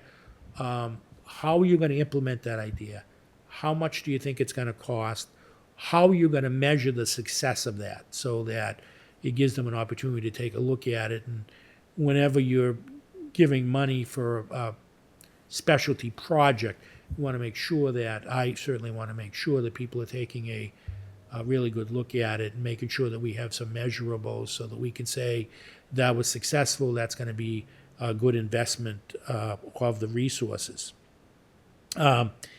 Overrides and debt exclusions. Well, we'll do debt exclusions first. That's sort of easier. If we're going to do any type of major capital infrastructure improvement, you want to do a debt exclusion.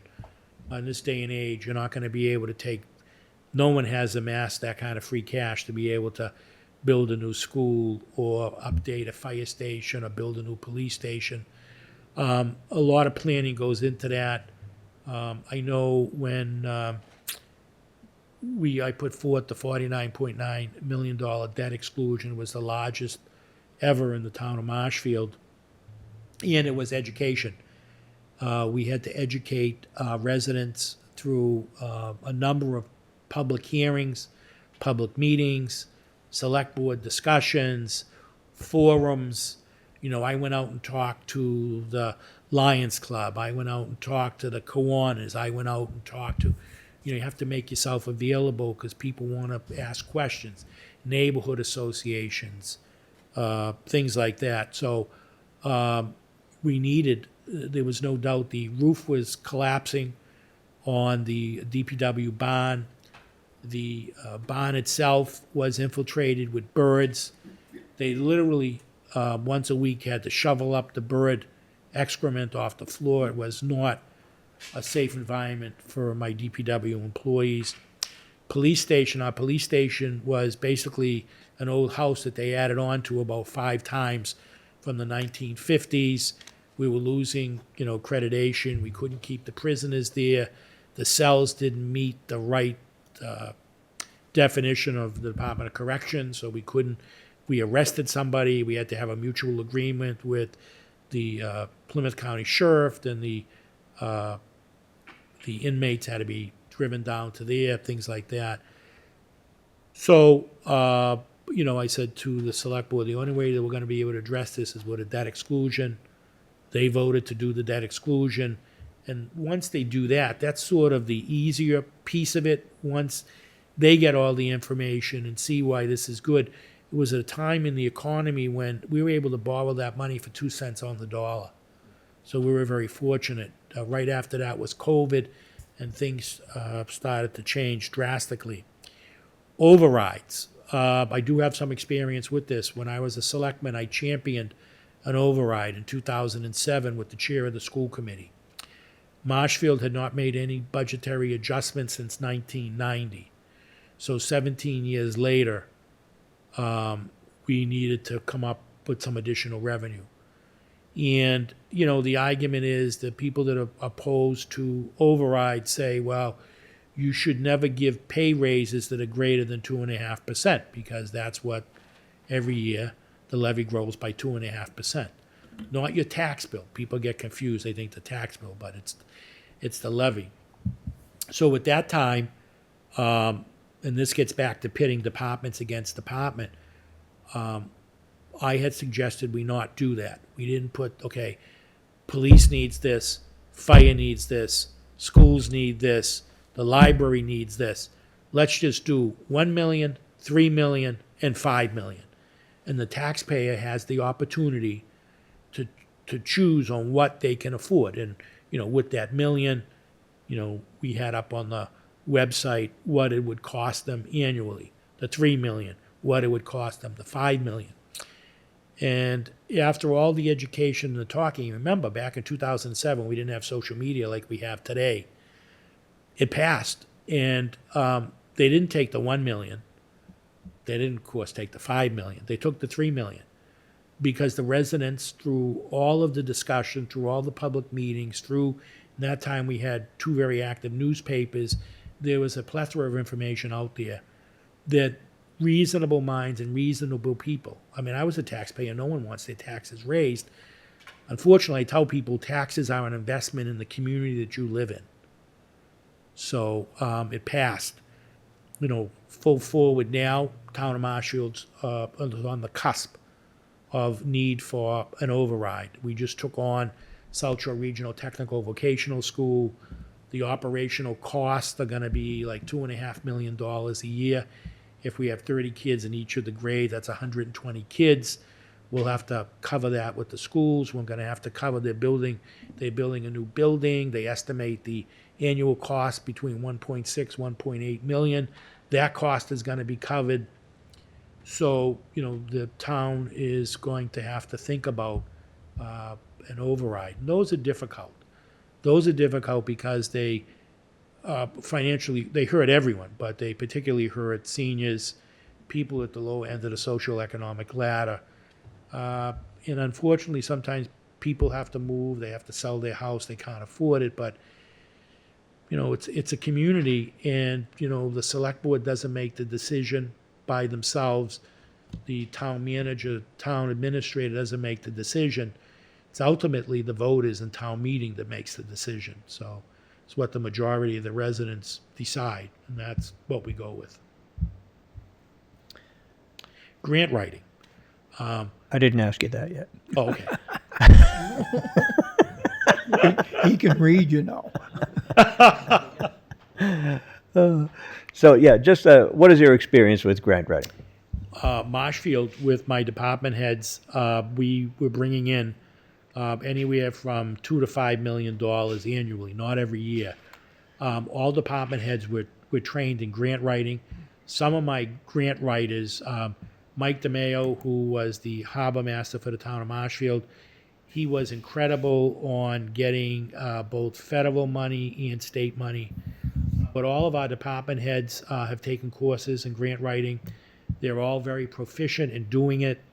It's a great way to bring in money for those extra projects that the budget can't cover. It allows you to expand services with somebody else paying for it. And we do have residents that say, well, wait a second, you're applying for that state money. Well, I pay state taxes too, so you're, running up the state tab. I said, well, no, you have to look at it this way. If Marshfield doesn't apply for those dollars, or if Norton's not applying for those dollars, then their neighboring communities getting those state tax dollars that had you applied could have come to your community. And of course, one final point, the town of Marshfield's penalized right now because they voted not once but twice not to adopt MBTA housing. So we're not getting any state additional dollars. Thank you. Thank you, Mike. So with that being said, next question, and luckily because of time, we have, that you've touched on a lot of the next question, which is good. How do you build a cohesive working relationship between department heads while addressing possible conflicting needs and resource demands, getting staff to work together on various issues, and managing staff development and continuing education? It really comes down to leadership, communication. I can't overemphasize the communication.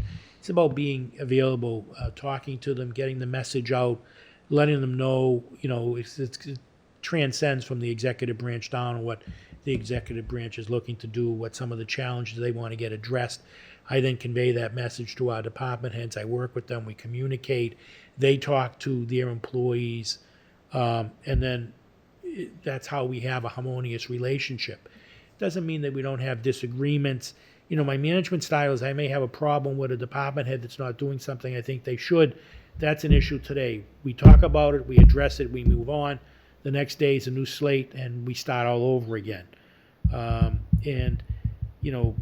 Development, continuing ed, I talked about its importance of education. I want people to be educated. We do in-house trainings on some of the stuff that they need to know. But, if a department head, I stress to department heads that they take additional courses on managing their budget, on finance. If it's DPW, they would take DPW-related courses. Not only is it good to take the course, and, we pay you to take the course because, of course, you're doing it on the town's time, but, going to continuing ed or going to, the DPW has their annual meetings, the MMA, those types of meetings are so important for the department heads, not because they're going to go there and there's going to be something earth-shattering, sometimes there is, but it's really to talk about your counterparts, see what they're doing that you're not doing, and why aren't you doing that, and then come back and talk about that with the town manager or the town administrator and see if we can employ. I will tell you, I've started town hall tidbits, and that was another way to get communication out to the residents, but it's one different. You have to actually sign up, so residents have to sign up. At the time when I left, there were 3,000 people, and it goes out every Friday, and it sends them every meeting that's coming up. If there were documents being passed out at the meeting, they get copies of it.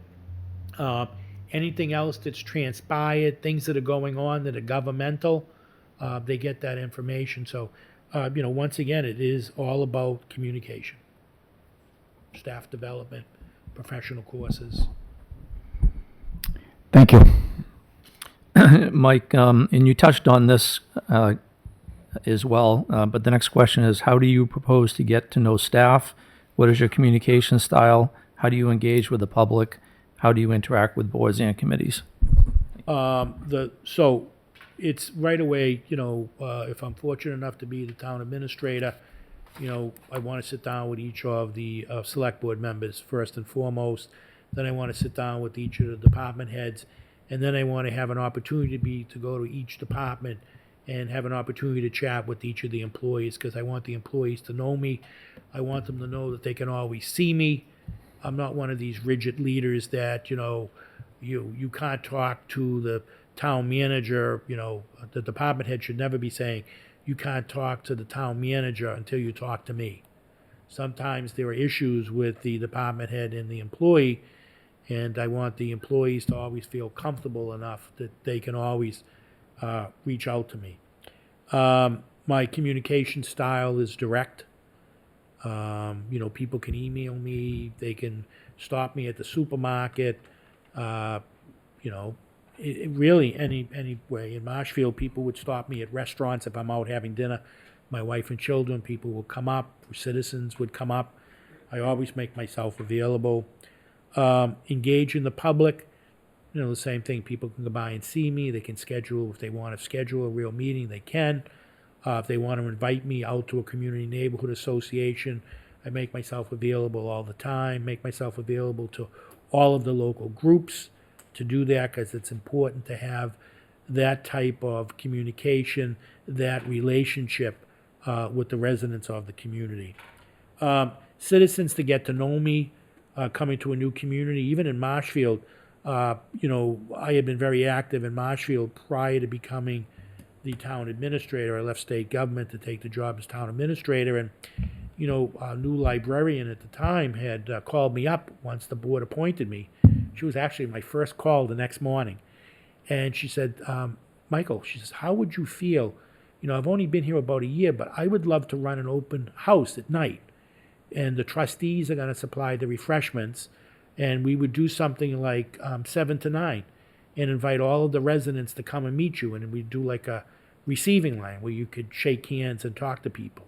She said, I know you've lived in town and you know people, but it just might be something nice to do. And I said, yeah, absolutely. It was wonderful. And, we had like 300 and something people show up that night. So it was nice. Majority of the people I knew, but a lot of new people I didn't know, a lot of young families that had just moved in, thought it was great. A couple of them brought their little kids with them. So it was a great way to get to know people.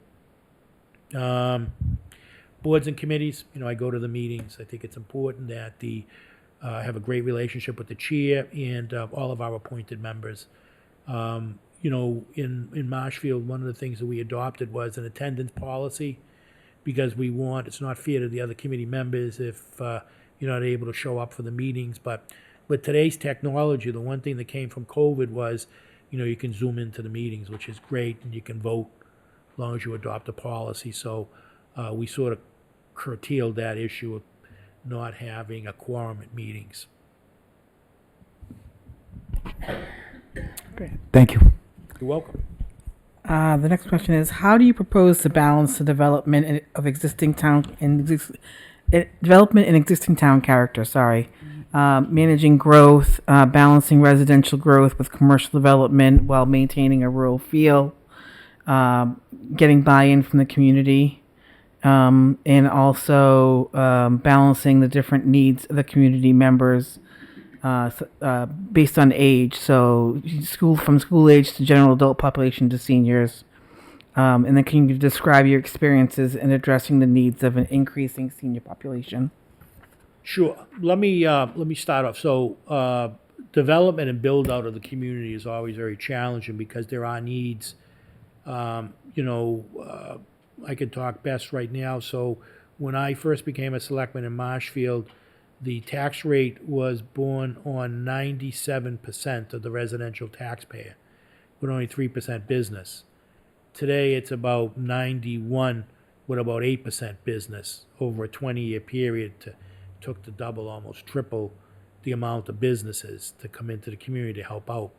As far as development, Marshfield took steps using their community preservation money. We have about almost 5,000 acres that have been set aside that the town purchased to keep aesthetically, beautiful big swaths of land, and then we have a lot of land that has conservation restrictions, marshland, land around waters and rivers and stuff like that. But I think it's important that the communities take those necessary steps. As far as managing growth, it's a challenge. I mean, you have to work with zoning, You have to make sure you get cooperation and buy-in from zoning and from the planning so that you sort of plan out where you want the development. Marshfield had since I've been involved, going all the way back to 1998, Marshfield's had 40Bs come in. And you can't stop 40Bs, except now Marshfield's at almost 11% affordable housing. So we got a moratorium right now, so people can't come in. But if a 40B wants to, the select board did adopt a policy where there has to be a huge benefit for the town to approve another large-scale development. Now, one of the things that's a challenge, and we don't have enough of, and I know Norton has a similar challenge, and that's elderly housing. And you have to sort of fit that into the community, how you would finance it, where it's going to go, because it's sad to have seniors have to sell their primary domicile because the taxes are too expensive, their spouse is deceased, and they want to live in that community lifestyle. Elderly housing in Marshfield, I think it's 2 or 3 year waiting period. I'm sure it's probably very similar here, so that's a challenge.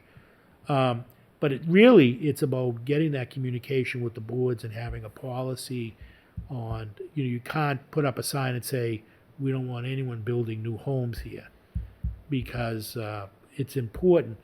But, I see, I drove down 123, I saw where they took the train trestle, must have been a train trestle, and it was hard top, so it made it very easier for people to ride their bikes, for mothers and fathers to push their baby carriages, for kids to go on their tricycles and things like that.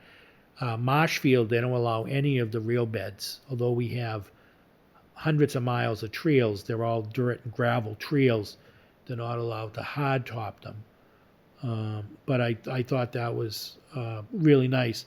But you do need development because you want families to come in. You can't stop all development, but it has to be measured, it has to be controlled, it has to be zoned, and it's responsible development working with responsible developers.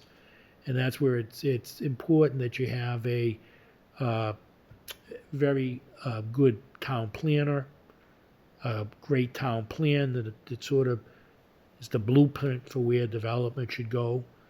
You want to make sure your conservation administrator and the Conservation Commission is working hand in hand with planning to make sure that they enforce that, and we keep big areas with beautiful trees and marshland or anything on the sides of the river.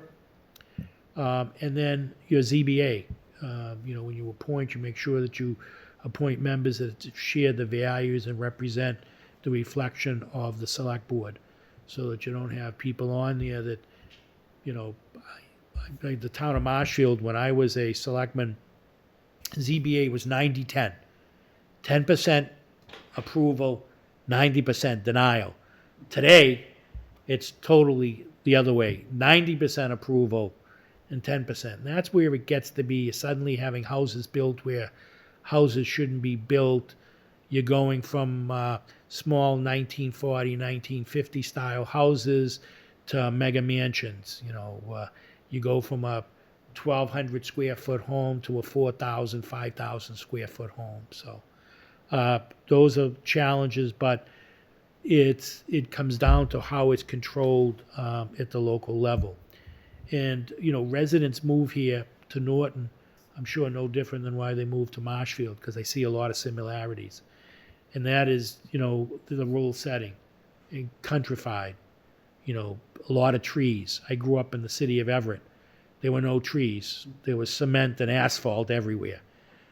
So I take very seriously keeping and buying up, large tracts of land.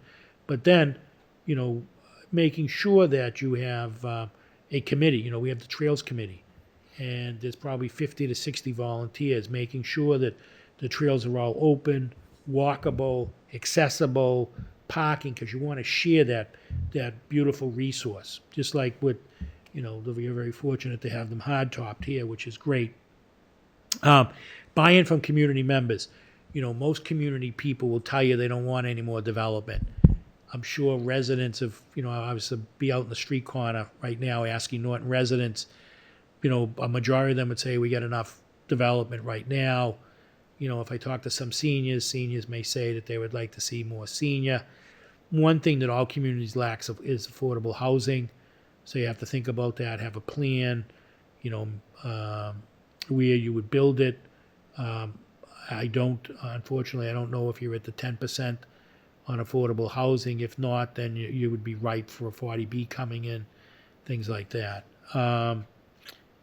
Let's see, differing needs of the community members with age. Seniors, they're the big challenge. In a perfect community, you have a lot of young families coming in. They're going to invest. Those are the folks that are going to be investing in the schools. They're going to be investing in the rec department, or they're going to be very concerned about school resource offices and making sure the money's there for that. Seniors, same thing. Their big thing is, having a safe place to live.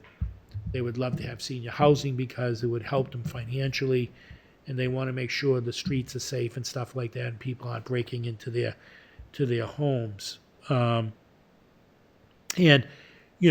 same thing with seniors. When I was a town administrator, I made sure my director had me on the program periodically. I served on a number of the subcommittees, dementia friendly, things like that. So that all comes back to communication again. Thank you. Final question. Can you describe to us the relationship you have or would have with the select board that appoints you and that will be working on a regular basis? And as a follow-up, how do you handle those situations where the select board may be heading in a direction that might not be in the best interest of the town? Great question. First and foremost, communication. One of the things I love is, when I send out, anywhere from 2 to 3 emails a day to the select board. And the great thing is I can send them out to everyone. And I never want people to be upset. I always have a reminder, please do not reply all. It's great with a 5-member board because 2 members can talk to one another. With a 3-member board, it was very difficult. I served as a select board member where there was 3, and then I was a town administrator when there was only 3, and it's very difficult. It's the one-on-one. I will make myself available to meet individually all the time with any of the select board members. You hire me to provide the best leadership on your behalf to the town and work with the executive branch of government. But I also have a responsibility if you're heading in the wrong direction or doing something wrong. I would never publicly embarrass anybody. I would call you and ask to meet with you, have a cup of coffee, and say, listen, I think you need to look at A, B, and C. I think you're off course a little. You might want to take a look at this. My job's to protect you, protect the community, protect the residents. Thank you. Okay. That concludes the questions. Thank you very much, Mike. We have, obviously, we need to deliberate as a board. We have one more candidate coming.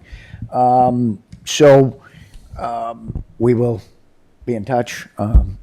Excellent. We'll talk to you soon. Sure, depending on thank- what transpires after the meeting today. Oh, excellent. I look forward to that. Thank you very much for this great opportunity. Like I said, I'm ready. I love the community. I already feel somewhat at home here. I love the outpouring. Even standing in the hallway, a number of people came up. It's very endearing. I like the look and feel, and I think I could do a wonderful job on your behalf for the community. So thank you. Thank you. Thank you. Thank you. Okay. Another quick short recess before the next candidate scheduled. I mean, for- I wouldn't object if we start a few minutes earlier also. Okay. Yeah, it's 11:30 now. Here. 11:36.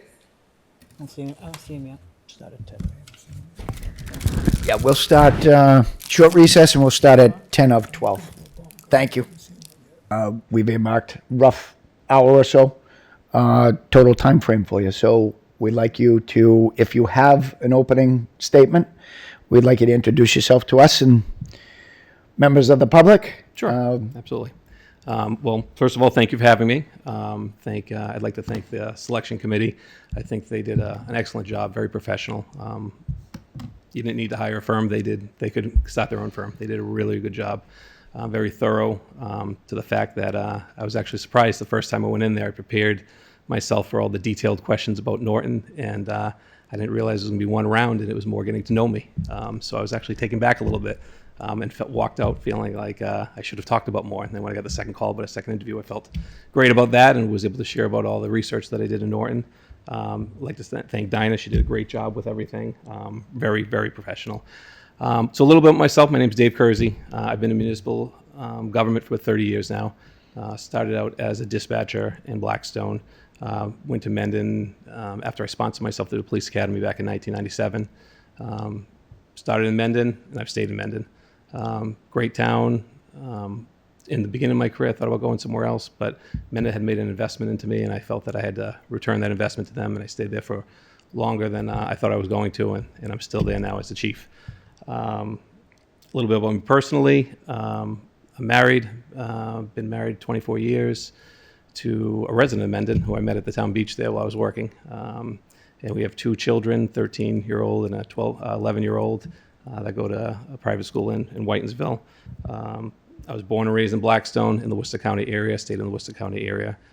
Like this area, want to serve, close to home. Career-wise, so administratively, probably half the time of 30 years, I've been either a supervisor or involved administratively in town government, boards, commissions, committees, 9 years as the chief. When I became the chief, I was thrown into a unique circumstance. We had a public safety director in the past that was running everything: police, fire, emergency management, dispatch. So the board relied on me to kind of take over that and develop a plan long-term, what we were going to do with the fire department. The need was there with the select board to separate it, turn it back into a fire chief, police chief type of position. For a year, I volunteered to be I don't know so much volunteered, but stepped forward to be the fire chief.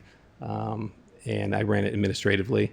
It was a tough task coming from my background, but it was something I took on, and I think I did pretty well with it. The first thing I did was reach out to all the peers, been in board of 7 towns, reached out to all the chiefs, built relationships up, started going to the district meetings.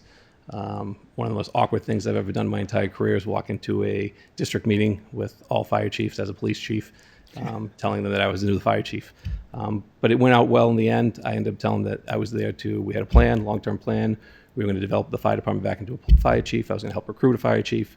And I ended up doing that a little bit longer than I wanted to. It was 2 years.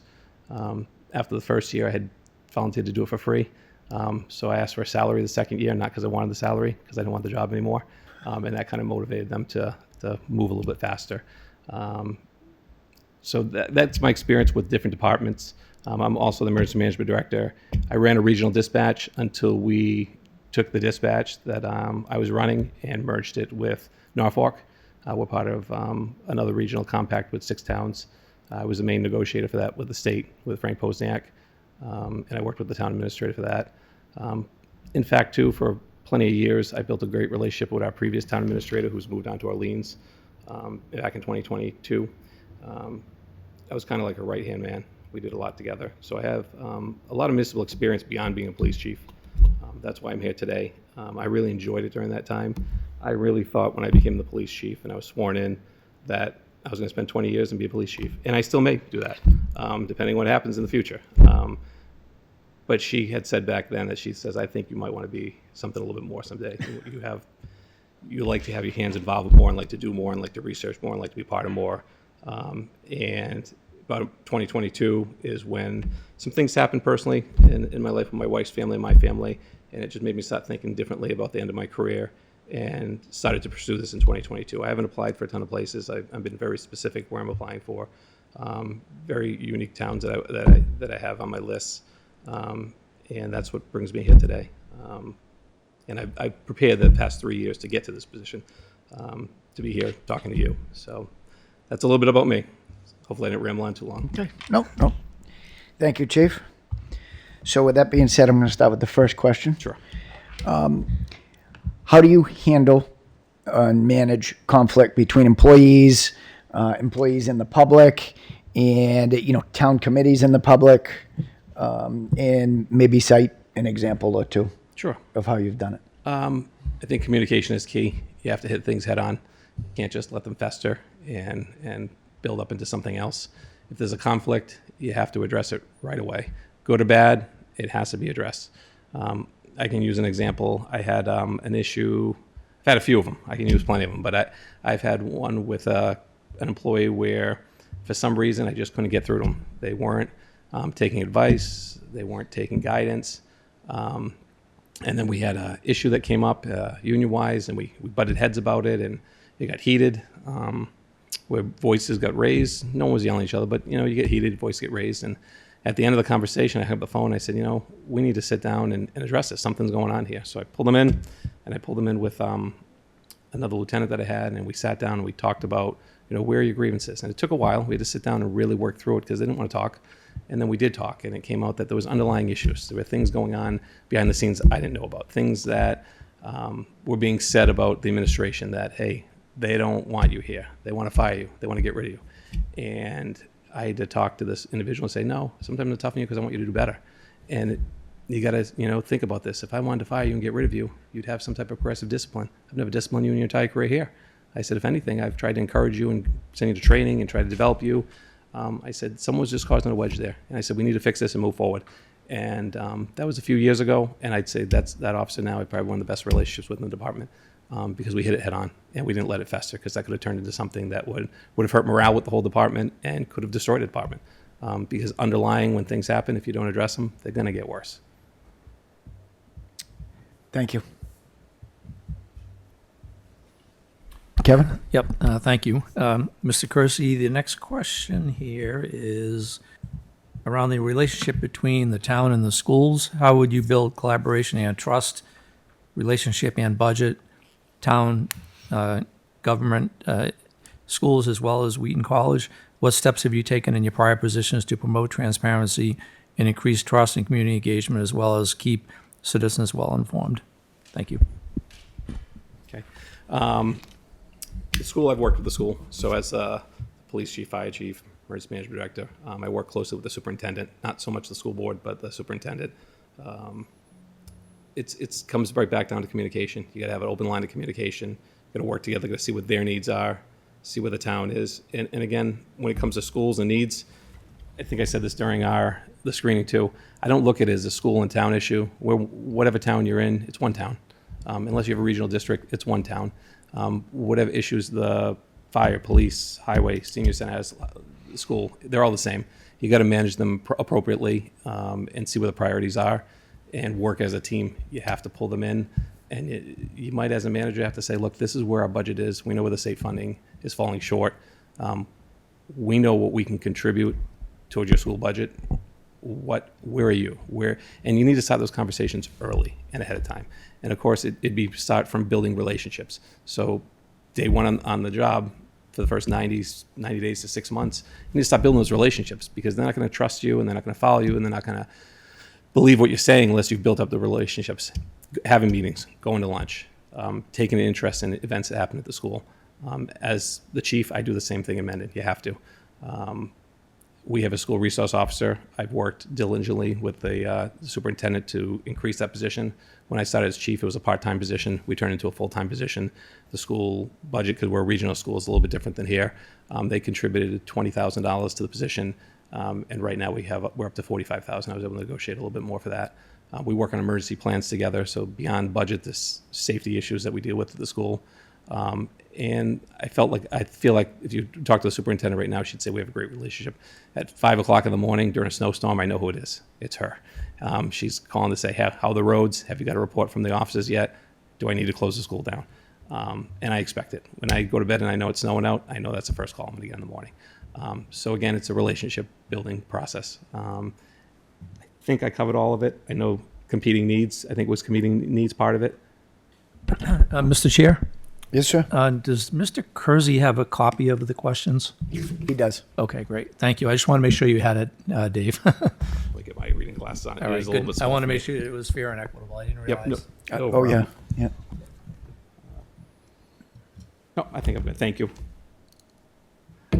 This year, my eyes are starting to go. My wife told me to get an eye exam soon. So are you Yeah, all almost set? set. Thank you. Okay. Denise? Sorry, what was or is your most challenging issue in your current position or career?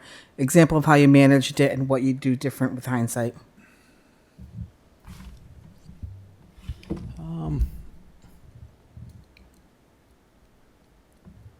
I think it's always budgetary issues. Those are always the most challenging things.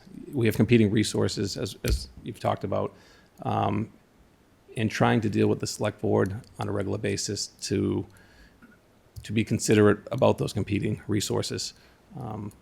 Every year for the past 4 years, I've asked for an additional police officer. I think every year I know I'm not going to get it because I know what the other needs are in the town, and I'm fine with that. But I just keep it out there to know it's out there. I think along with that is just making sure that you're aware of the resources that the town has. I think unfortunately we sometimes battle, like I said, between the schools and other agencies. We need to look at holistically the town, what's best for the town. And I think that's kind of where I go back and forth with challenging issues. I think everything we do can be challenging, but it's just how you handle it. Again, not to beat a dead horse, going back to communication and dealing with the people you're dealing with and making sure that you end up in the right place. Okay. Thank you. So, David, thank you again for being here. Thank you.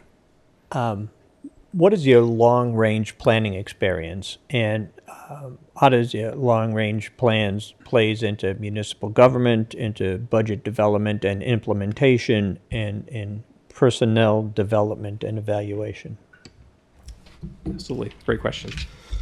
In the beginning of my career as police chief, I think I'd say to you that it was a weird time. We had a department that was separating. So unfortunately, a lot of budgets got intermingled, fire and police. So at that point, I worked with the town administrator and I developed a long-range plan for the police department. We had some weaknesses that we had to address. We had cruisers that were slowly getting to the point where they had to be put out of service. Our equipment was subpar at best. We had issues with tasers. We didn't have any cameras. My training budget was $1,500, which I thought was horrendous. So I pretty much came up with a plan back then of where I wanted to see the department in 10 years. And I had goals that I had set. I wanted to see the department create a capital plan for the cruisers inside the operating budget. It's capital expense, but it's going to always be replaced, and we can't not have cruisers. And having cruisers with 150,000 miles on it was unacceptable because you put a multiplier of 1.5 on our vehicles because we have so much downtime. So 150,000 miles for us is like 225,000 miles on a regular car. So I wanted to develop a capital plan for cruisers and get that built into the operating budget. I wanted to make sure we built up our training budget. I wanted to make sure we got accredited. We weren't an accredited agency. We were 20 years previous, but it had fallen apart, and we had to reestablish that. I wanted to make sure we had a new police station. That was probably the biggest project that was on my list, because we had a police station that was an old highway barn that was built in the 1950s, and we converted it into a police station. When it rained out, I had to tell the dispatchers put their feet on a bucket because water would come through under the dispatch. So we had a lot of issues that I developed into a plan with the town administrator and presented it to her. And then slowly we've been hitting them one at a time. The first thing I focused on was our environment, the police station. We started up a building committee to hopefully get a police station. When I started in 1997, I remember my ride to get my first uniform. The current person who had hired me and trained me told me, hey, you got to men at a great time. Within the next year or two, we're going to have a brand new police station. And here I was 20 years later sitting in the old police station, still in my new office, which was an old office, thinking this just didn't ever happen. So that was a collaborative group between one particular select board member, myself, and the town administrator to try to develop a unique way to put that building forward. And that was part of our long-range plan, and we knew it wasn't going to happen tomorrow. So within a few years, we were able to brainstorm one day in an office with three of us, thinking, how are we going to get this done? Because the taxpayers aren't going to approve a debt exclusion for the amount that we want. And we came up with a unique way of doing it. We took CPA funds. We took the old historic building in Mendon. It was an old fire station built in 1948. And we found out that we were able to renovate that part of the station using CPA funds. And we came up with a plan with the committee to build the building, and 1/3 of the cost of the station would be coming out of existing tax money that you're already being taxed on the 3%, Mendon taxes the 3%. So that was it. That passed 700 to 100 no's at town meeting. Each time before, we went for 4 stations, fail, fail, fail. So I think collaboratively we came up with plans. That was the first step. Then I was able throughout the years to start bringing up the training budget. I think my training budget's right around $15,000 now. So I 10x'd it, and this year I overspent it because I had money in other parts of my budget, and you need to invest in your employees. We ended up getting all new cruiser guns, all new handguns for the department. It was a big cost, but through my capital plan that I built in my operating budget, what I did was created an area for cruisers, earmarked, where I could replace 1.5 cruisers a year. And then I created a capital expense in my supplies, expenses, and equipment to allow for a rotating amount of money there every 5 years to replace different types of capital. So I know tasers every 5 years, they're not good anymore. You have to, the company doesn't warranty them, they want you to replace them, so you plug a taser in there. Then I know once we get to the next step, we're probably at the firearms point. We can replace firearms. So I plugged in capital needs where I knew it was going to be consistent. We could go to capital each year, but if it's a consistent expense, I think it should be an operational. And then the last thing I did was with the long-range plan, which I just completed this past spring and fall, was accreditation. That was a 2-year process. Once I had everything else out of the way, I wanted to get accreditation done, especially with post standards these days. You're going to have to be certified one way or another as a police department, and if you're certified through accreditation, then you don't have to be certified through post. So I think the department now, I think I've completed a little bit sooner than 10 years, but I think it's at a point when I was talking to my board when we got accredited that I felt like this was a cherry on top of the planning that we've done. So for the police department right now, it's just looking at different long-term goals. Right now, we're in a good spot. It's looking at personnel, looking at budgetary issues, equipment, we're there, and we have it built in. We don't have to worry about equipment. So I think we're in a good spot. Well, good. Thank you. Congratulations on the accreditation. Thank you. That was a long process. It was tough. Yeah. And we're only in Worcester County. It's a little bit more common out as you get east towards Boston. Worcester County, there were only 9 towns in all of Worcester County. We're the 10th. It's a lot of work. So, thank you. Thank you. Next is Mr. Kimball. Thank you for coming, David. What is your experience on union issues as far as contract negotiations, progressive discipline, and communication? Absolutely. So I have both sides of this. I was in the earlier part of my career in the union as union president, union vice president, secretary at times. I think when I got hired, I was 20 years old, and they asked me to be the secretary of the union. I didn't know that would entail rewriting actually our contract. We had a contract that was 2 pages long, and when we went to our first union meeting with a new department, we had to rewrite the whole contract. Mendon, before I got hired, was a part-time and / full-time department. There were 4 full-time officers, and then it was made up of about 20 part-time officers. In 1997, they had laid off. June of 1997, they laid off all the part-timers and decided it was time to go to a full-time department. And I was one of the first round of officers hired for that full-time department. They went from 4 full-timers to 14 and a half. I have a half now that I was creative about. So I have the experience of being on that side, the side of it, writing contracts, being in negotiations, being in mediations. I never went to an arbitration or mediation while I was on the union side, but as a chief, and it wasn't even as a police chief, as a fire chief, I went to arbitration on the town side. So when I became the police and fire chief, we were up for negotiations. Police negotiations went pretty well. I had obviously a relationship with the union. They went well with the town administrator, but then the fire department, there was a struggle going on. They were underpaid. The town knew they were underpaid, but they couldn't get them up to where they needed to be at the time. I worked with town council and the town administrator to try to work out a contract to to step them there, not to get them there in one shot, but maybe a little bit this contract, a little bit next contract. And we just couldn't come to terms. So we ended up going to mediation in Springfield, and then we ended up in Boston at arbitration. So I have gone through the extent and had an arbitration hearing handed out. I think I had told the committee during the search that I think arbitration wasn't a bad thing, and isn't always a bad thing. During mediation, we had one point where the town was willing to settle at a 33% total raise over 3 years. And myself and the town administrator, we were just an advisory at that point. We advised the board that we didn't think that was a good idea. We knew that an arbitrator would never hand down a decision like that. And they presented it, but the sticking point was that the union wanted full retro on it. And that's where the board stuck, that they weren't giving retro on a 33% raise. And I'm glad they didn't, because it probably would have put us in bad shape going in the future. But they went to arbitration. I think that they got a good award, but I think it was around 12 to 13%. So that 20% could have been compounded over the past 9 years.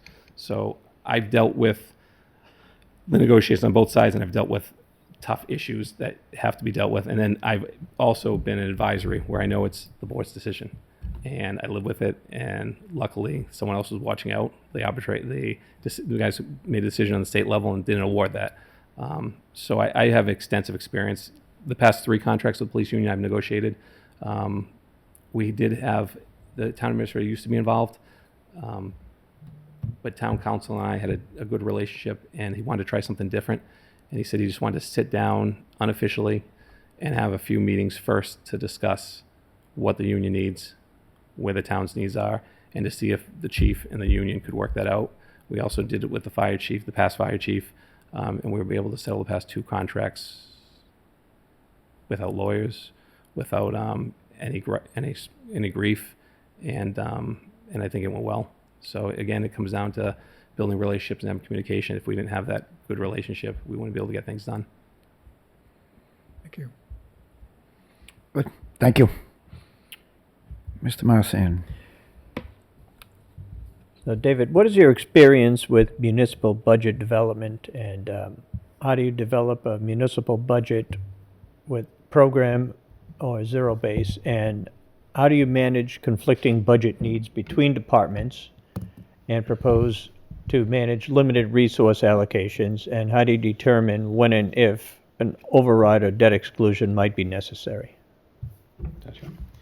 So this is a mouthful. Yeah, there's a lot there. Definitely not. So budget preparation, I don't think is just a certain time. It's year round. I think as soon as you finish the annual town meeting, you should go right into capital, which is part of your budget presentations. You know, you need to look at capital. That's your fall schedule. I think then as soon as you're done with capital, long before you're already into your regular budget process, you need to have all the stakeholders involved, department heads. I know you have a great town accountant here. He would be involved. And the planning starts early. Develop a schedule, send the schedule out to all the department heads, let them know expectations, where they're set with them, when they have to produce a budget, what type of budget you're looking at. That budget, as a manager, I would seek the board's recommendations on how they want me to develop it. Do you want a level service budget? Do you want a level funded budget? What are you looking at? And with that, I'll have the accountant with me to figure out, hey, what do we think projections are this year? What do we think we're going to be? Do we think there's going to be a large shortfall? Do we think we're going to be okay where we can do level services? And I almost think you need to get the stakeholders involved, gather the data as a town manager, and then present it to the board and the FinCom in almost like a drop-down menu presentation, where you have previous years. I think your charter dictates that 2 years previous where you show the budget, and then have wants and needs. Show level services. I wouldn't like to show level funded, because we know level funded isn't going to be level services, and it means you're going to cut somewhere. But I'd start off with level services, and then the department heads should have some type of say of where they want to see their departments going, where they think there are needs, and that would, where the drop-down menu would be. You start out with level services. At the end, you say, this is where we're at. Are we negative or are we positive? If we're positive, then we move on to the next drop-down menus. These are the different options for different departments. This is my recommendation, but it's ultimately your decision with the FinComs. Where would you like to see me present this budget? So that's how we develop the budget to start off with. it's no different than the budgets I've developed. Mendon's a smaller town. At one point, I was probably doing a third of the budgets. I did emergency management, dispatch, police, and fire. So I know that side of it. I'd want to develop the same exact way.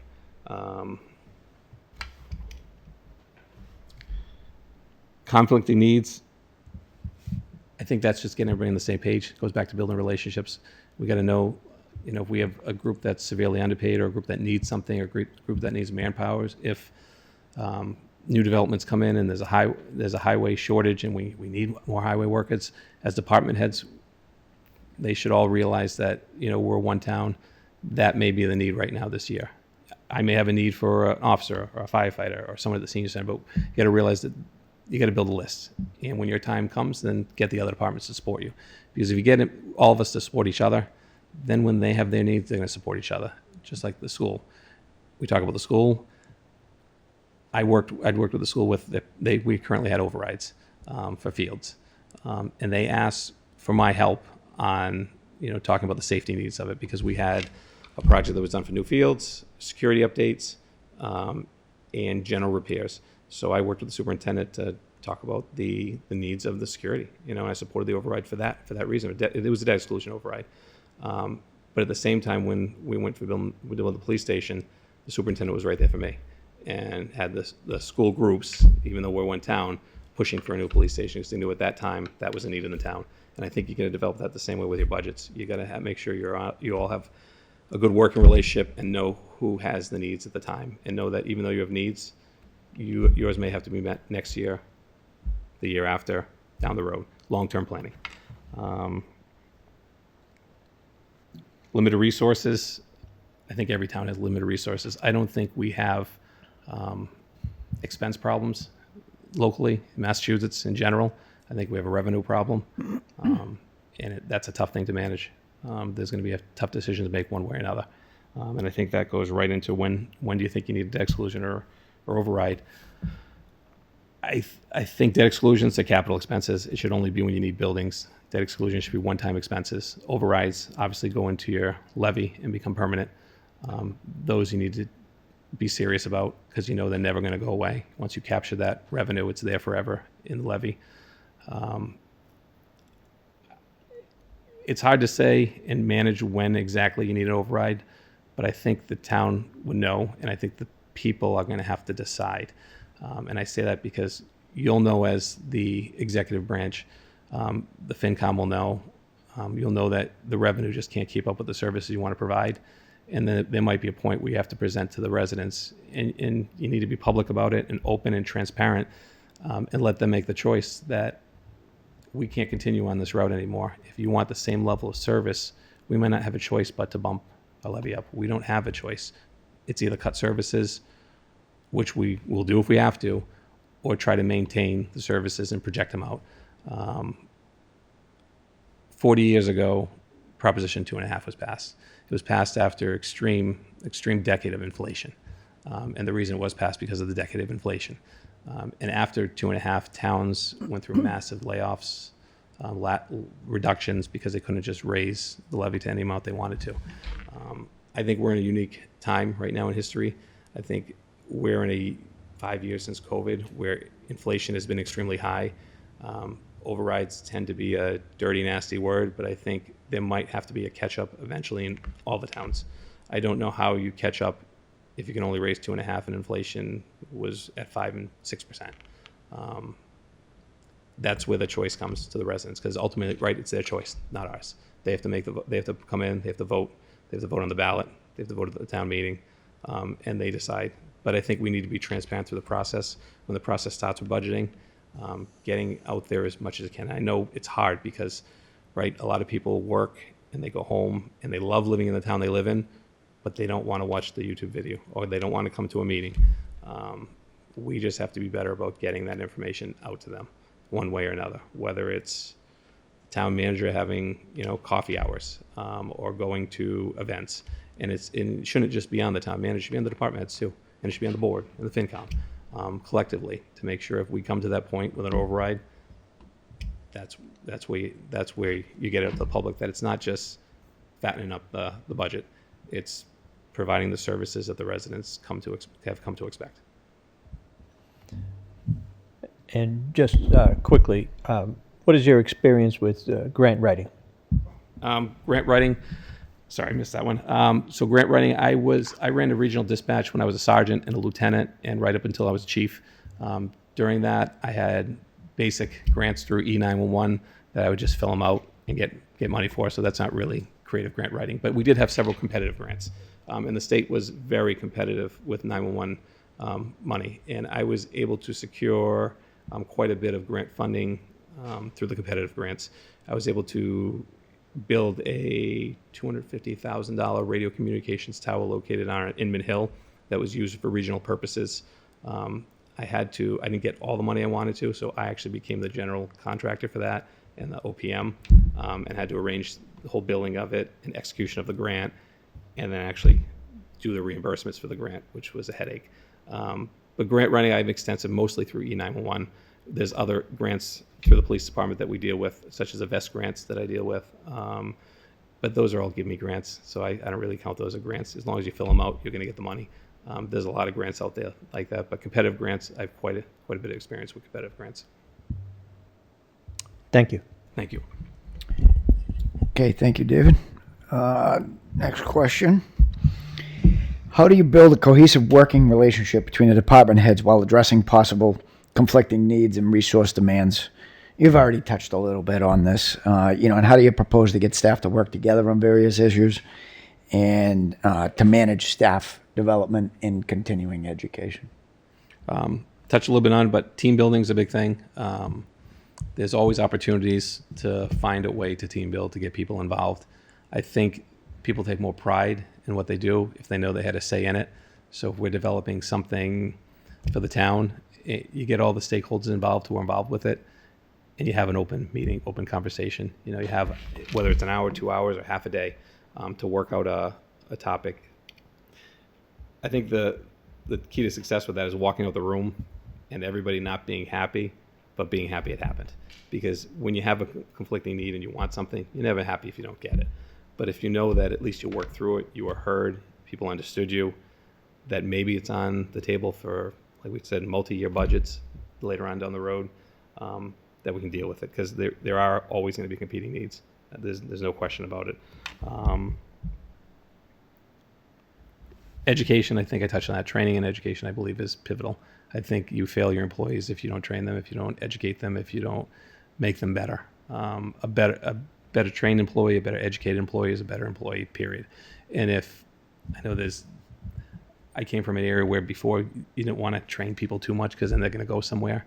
I throw that out the door. If they go somewhere, then there's another issue. It's probably money, or they're just not happy where they are. So you need to address those issues, not the training. The training is important because the better we all are, the better job we're going to do for the town. When I became a sergeant, I can go back to training. When I got hired as a police officer, I was 20 years out of the academy. Back then it was the older academy with the PT standards. 21 weeks, got out, thought you knew everything, but I was 20 years old, I didn't know anything. My field training was riding around with the detective for 2 hours. I remember from 4 to 6. And then I went to his household and ate with his family and got to know his family. And then we got back in the cruiser and went to the station. He said, I got some paperwork to do. You're good. And he threw me the keys. That was my field training. And I look at what we do now for field training. That was it. And then the same thing as a sergeant. I became a sergeant. Congratulations, you're a sergeant. Here you go. There's your office. I didn't know what to do. So police-wise, we have field training programs now. Mendon has a great field training program. You go through 16 weeks. If you don't make the 16 weeks, we put you on another extended plan. We make sure we're going to train you before we fail you. Because if you fail, it's not going to be from lack of us trying. Sergeants now, the first round was a couple of years ago where I identified potential sergeants, supervisors.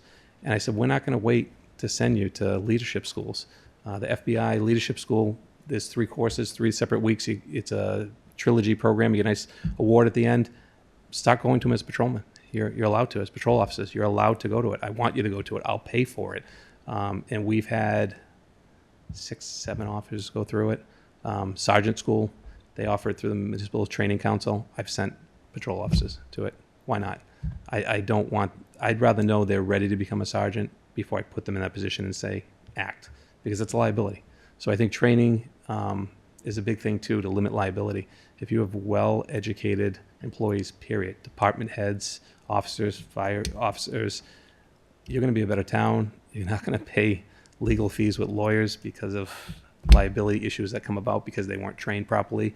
And you're not going to be liable once someone finds out you didn't train them properly, because that's an issue too. So for me, I think you invest in your employees, and I would let that be known to department heads. Whatever training you want, let's talk about it. Let's see if we can fit it in. Let's make sure you're the best to offer to Norton. Thank you, Chief. O'Neill. David, how do you propose to get to know staff? What is your communication style? How do you engage with the public? And how do you interact with boards and committees? I think Ty touched on a little bit, 90 days to even 6 months. It's going to see people, not having them come to my office, walking over to the police station, walking to the fire station, going down to 140, down to the senior center and spend some time down there. Getting to know about Norton from them too, because I'm sure they have a ton of knowledge. And I'm sure they'd appreciate someone being interested in knowing about what they know about. So building up those relationships, trying to figure out where they stand, how they feel the department is being run, how they feel the town is being run. Building those open lines of communication, knowing that they can trust me with that, and knowing that we'll work together for their department, even though I have to work with every department. Lunches, staff meetings, those are the commons. Those are probably the usual answers you have from everybody. Of course, you can have staff meetings and team building sessions during that. The public, as a chief right now, I'm always out in the public. Coffee with the chief, all the community events. I think Norton, there's a good opportunity for community events here. I went to the fireworks Founders Day with my kids. I ran into Zach over there. He's the only person I ran into. I saw a few members there, but I didn't really want to bump into, say hi to anybody at that point. I said hi to Zach because we were face to face at the point. But that was a great community event. You seem to have a lot of good community events here. Mendon Simla does. That's where you get out there and get to meet people. It's not just when you're working 9 to 5 meetings. It's going to be community events. You need to involve yourself with the town, become part of the town, even if you don't live in the town. They have to think you live in the town because of how much time you spend here. So it's an outreach, being approachable, knowing that you have an open door policy. Even if you are in your office and something's going on, if you're not in a meeting, that door's open and any resident wants to come and talk to you, they can talk to you, because some of them will. And I think we talked about this. I'm sure whoever the next town manager is, you can have the people from King Philip coming in to talk about it, right? To talk about their road. So I drove down there and looked at that, and you're going to have issues in town that people are going to want to talk to you about, whether you can address them or not. I want to make sure I covered all of it for you. Boards and committees. Again, just being involved. I think you have to go to all the boards and committees initially. You're going to have to get to know boards and committees. The nice thing about the day and the era we live in, even after you make that first interaction, you can stay up with the boards and committees. You can listen to them. You can watch them. I know you posted pretty quickly. Your planning board was posted last night at 10 o'clock. I didn't get to watch that. I think we had talked about during the screening, the annual town meeting, you guys posted that 10 o'clock the night before my interview, so I tried to listen to that on the way here. I walk my dog when my little girl goes to karate, and for the past month or so, in my earbuds is Norton meetings, just to try to see what's going on. Hear the planning board, hear the building committee. That's how I did my SWOT presentation, based on something that the building committee talked about, the permanent building committee. So it's just being involved, paying attention, and knowing your subject matter.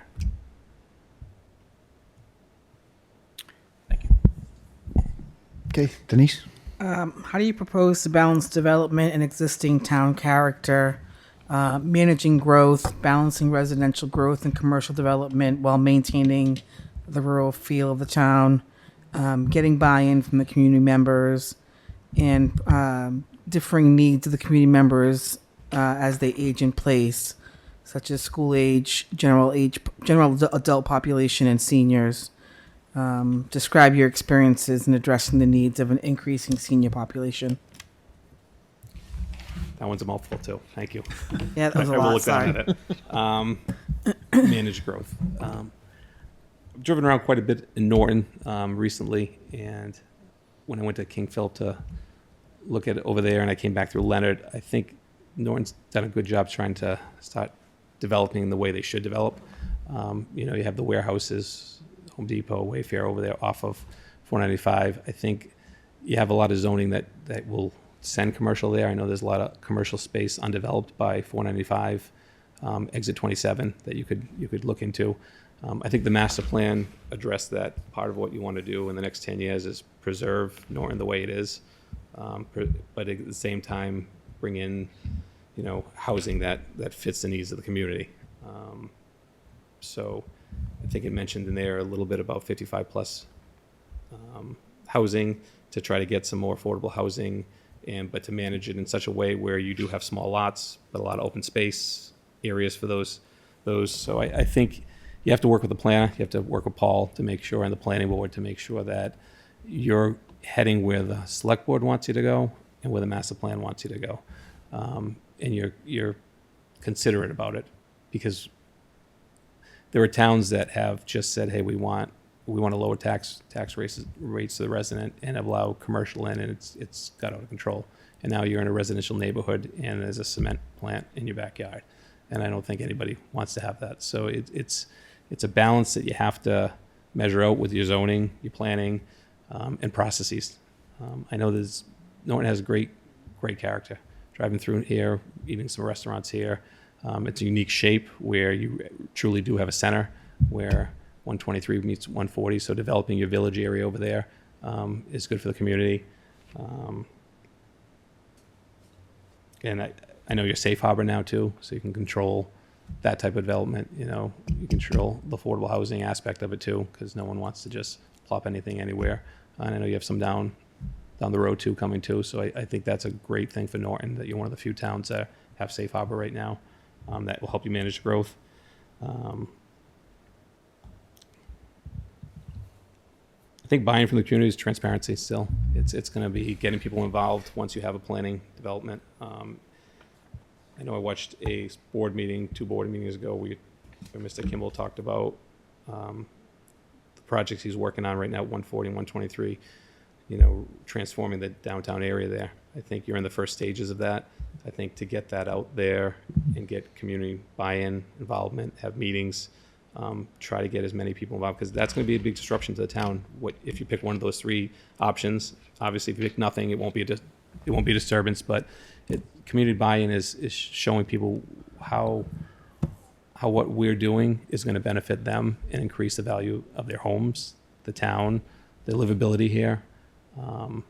So this one's big. So I'm just trying to cover them all for you. Take your time.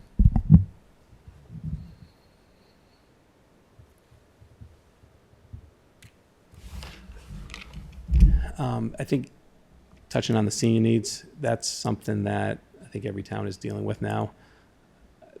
There was a big myth, I think, in the early 2000s that we have a lot of houses in all these towns around here, a lot of big houses, that all these big houses were going to be sold and new families were going to come in and the schools were going to keep getting bigger. I think we find that people, I saw an article this morning, there's 85 million houses, homeowners in Massachusetts. 30 million of those people straight out own their homes. So they're not moving, they're staying where they are. And it's become a problem for them too, because if you own your home and you want to downsize, you're afraid now. You don't want to get into a mortgage, get into a smaller house that costs you more. The affordability is Massachusetts is horrible. So developing areas where, I think I mentioned a 55 plus community would be a great thing. Well done, nice done, not just throwing it together. Housing is going to be something that has to be addressed, period, in Massachusetts. And I don't know, we have the ADU law that was passed. I think if you can be creative with those, I know we don't have a whole lot of control on those, and it was kind of shoved down the town's throats. But we'll, working with people who want to build ADUs, maybe we have someone in planning, work with them a little bit better to make sure we can stay with the character of the town. I think every town's dealing with the same thing right now. It's tough. And every every population seems to be aging. It doesn't seem like we're getting new residents in. The residents are just aging. And that's where I talked about Mendon. What we talked about in the early 2000s was a lot of these houses, we thought people were going to move out and new families were going to come in, but they haven't. And so there is no available housing for new families to come into. So when you have young families, 4 kids and two parents, they have nowhere to move. And I think the only way to kind of push that is, again, the 55 plus, and if people move to somewhere that's affordable, that they enjoy, that has open space, those other houses open up.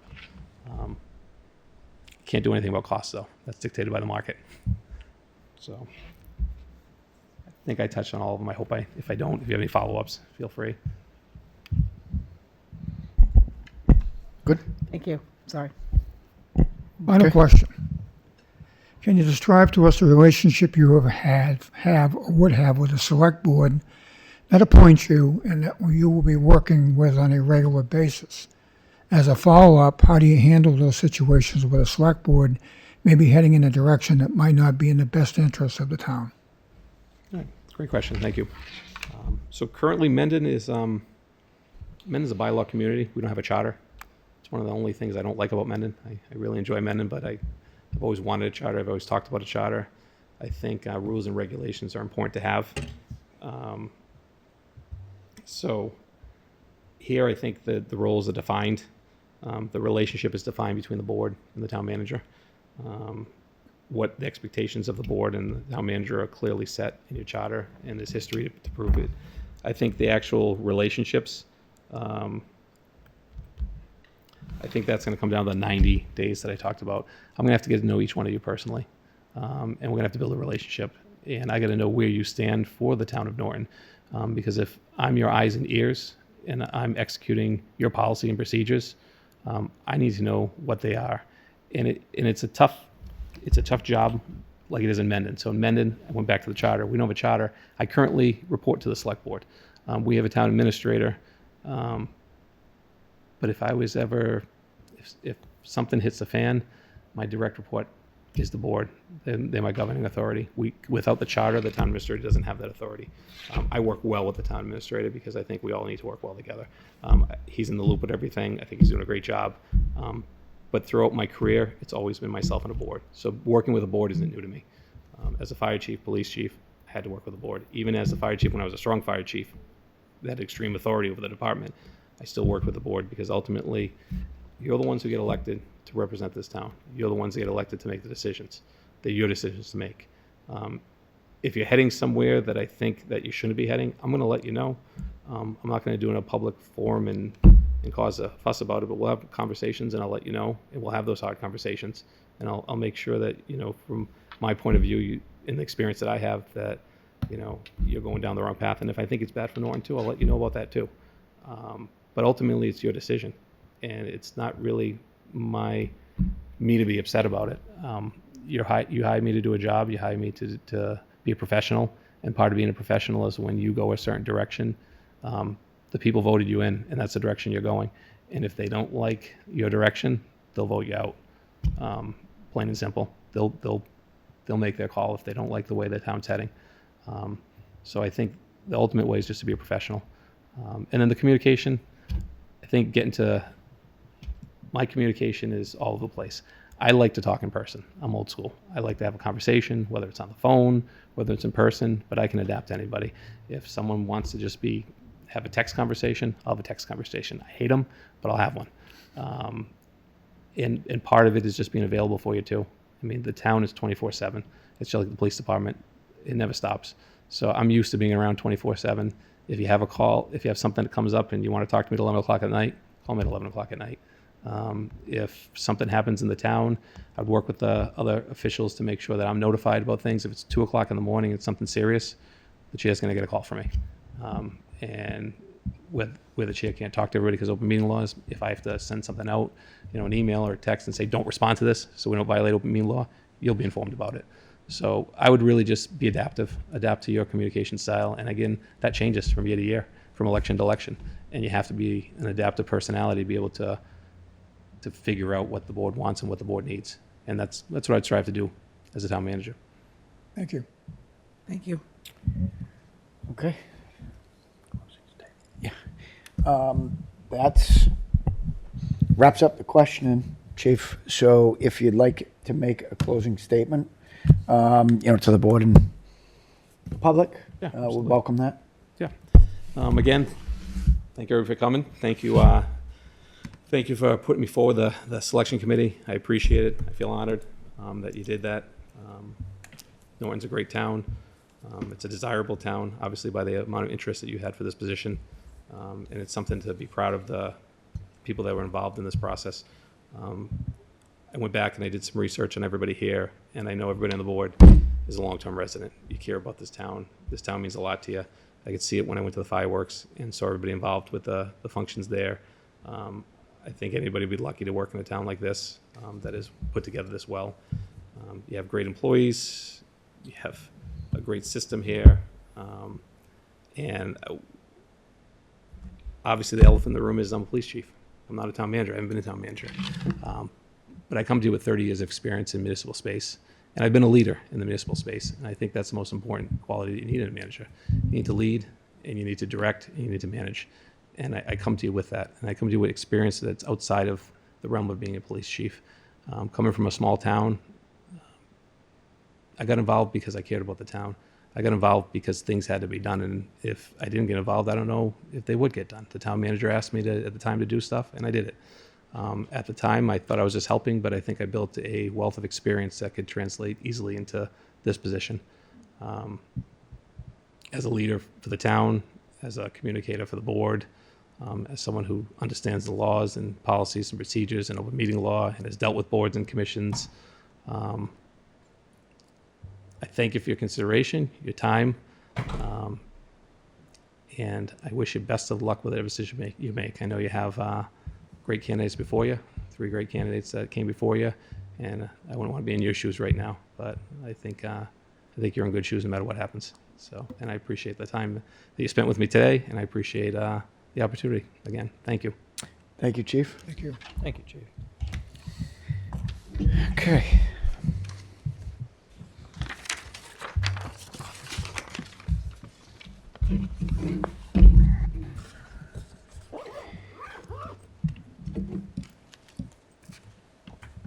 Is it okay if we sit for deliberations, or you want me to go outside? Sure, it's public. It's an open meeting. Yeah. You're welcome. So obviously that concludes, the interviews for the town manager's position today. I'd like to thank all the candidates for their participation and the public for joining us. Anybody have any questions, comments? Mr. Chairman? Yes, sir. Yeah, I would say, I echo a lot of the comments you made. The screening committee did a great job of putting together the best of the best. And, it's difficult at times, you look for certain qualities in people, probably a true reflection of yourself, what you're looking for. And I think any of the candidates are more than within my realm of what I'm looking for. Unfortunately, there's only one winner out of this, and my suggestion would be to perhaps, before a vote's taken, to ask the select board to list by preference what their preference would be from 1 to 3, and perhaps do a roll call just to get a general feeling for where everybody is right now, and try to determine the best approach after, but before we take a final vote. But I think it's important that we try to narrow down the field if possible. Maybe we go from 3 to 2, and then address that final vote in a way that makes sense to all of us. I think that makes sense.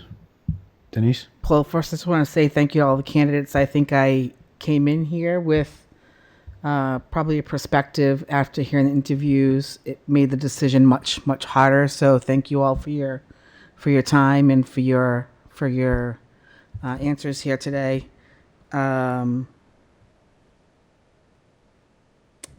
and I guess that's just my opening. Yeah. And so, what were you saying, Bob? You wanted us to discuss? Well, I just thought it might be interesting to, as a very preliminary step, just to rank your choices from 1 to 3. Yeah. And then we can discuss that after, as far as, if everyone is in agreement that number 3 candidate, the first 2 were stronger in their opinion, then maybe we could narrow it down to 2 before we make the final decision. Okay. Does anyone want to be first? Well, so with that being said, does everybody feel they have confident enough to vote today? I do. I do. I do. Okay. So, I'll start. I don't care. okay. So for me, I am looking for someone who can hit the ground running, has the breadth of experience that will be able to step right in and get to work quickly. And I'm also looking for someone who perhaps presents a different type of town manager than perhaps what we've seen, just to sort of see what that can bring us how that can bring us into the future. So for me, my top 2 candidates were Mark Gould and Michael Maresco. David, you were lovely.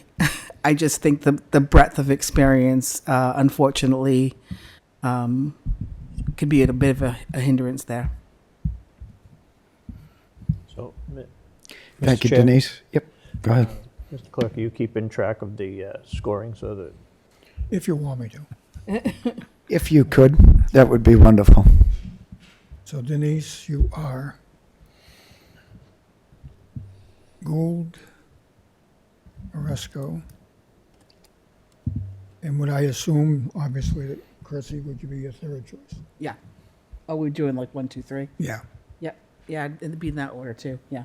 Okay. I'll go Yeah. next, Mr. Chair. Yes, sir.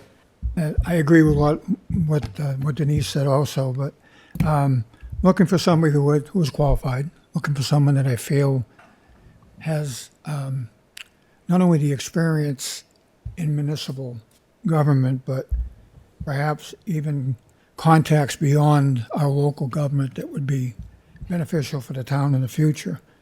And with that comes, the experience of having been in the position. We only have one candidate actually who has been a town administrator. None of the 3 have been town managers. And again, I'm looking for someone who has the ability to pretty much hit the ground running and continue to move the town forward in a direction that, I think is not in our best interest. So, in my case, my vote is going to be for Mr. Gould as number 1.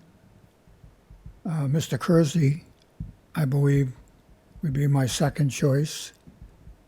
And then Mr. Maresco would be my third.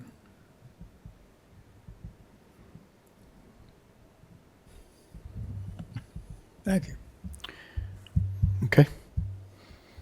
Kevin, Roger, either one. Sure, I'll go next. This is not going to be as easy as I thought.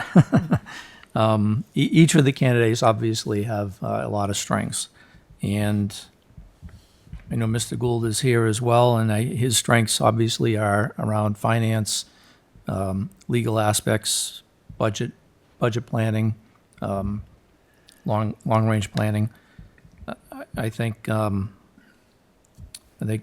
Maresco is well balanced, has a better overall perspective of how to run a town from his experience, and I have him as my number 1, Mike Maresco, and I have Mark Gould as number 2, and Mr. Kurczy as number 3.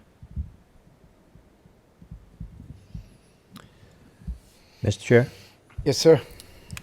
So, just going off of the scoring sheets that I was keeping track of as all the candidates were interviewed, one of the things, the intangibles are sometimes important to take into consideration as well, and how I feel that they would be able to deal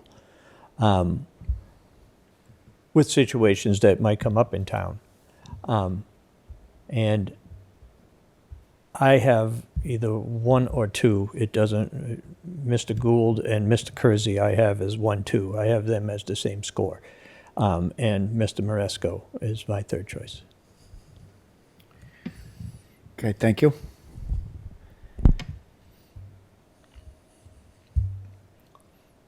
So with that being said, these interviews today, there were certain things that I did pick up that were different than when I was on the search committee. Anyways, regardless, to my scoring from today, I have Gould, Kurczy, and Maresco.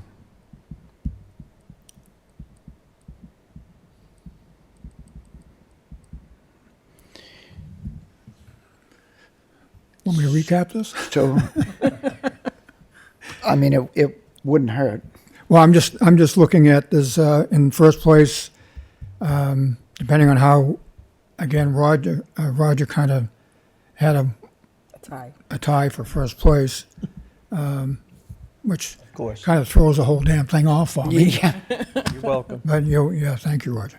So I have, by my calculations, Gould will obviously run first.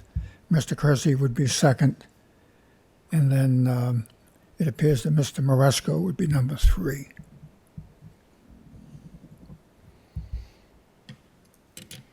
So is it easy if we have a decision? The decision is, well, I think we narrowed it down where we have two candidates. Two top candidates would be Mr. Gould, Mr. Kurczy would be the top two. But I think if you were I don't- if you were to put like 3 points for first place, 2 points for second, I think there'd be a clear It's pretty close. distinction. Yeah, it's pretty close. In the general scheme of things, I think Mr. Gould would come in first. There's no question. Yeah. Yeah. I'm looking at the chart that I wrote. Yeah. So, Again, it's not a question of qualifications. To a certain extent, it is, but I think we're looking at someone we feel that could be a blend for the community also, that would Yeah. be able to get into the position and land straight on their feet and make it go, And I think that's what I'm looking at. So, Mr. Chair, Yes, sir. I just want to say that both of these candidates, Mr. Gould and Mr. Kurczy, had some very strong aspects of their interview and answering the questions in different areas. I think that they were some stronger than others. And when I came up with a tie, it's not like they had the same number at any question that I had. They have different numbers at different questions, so they have different strengths along the way.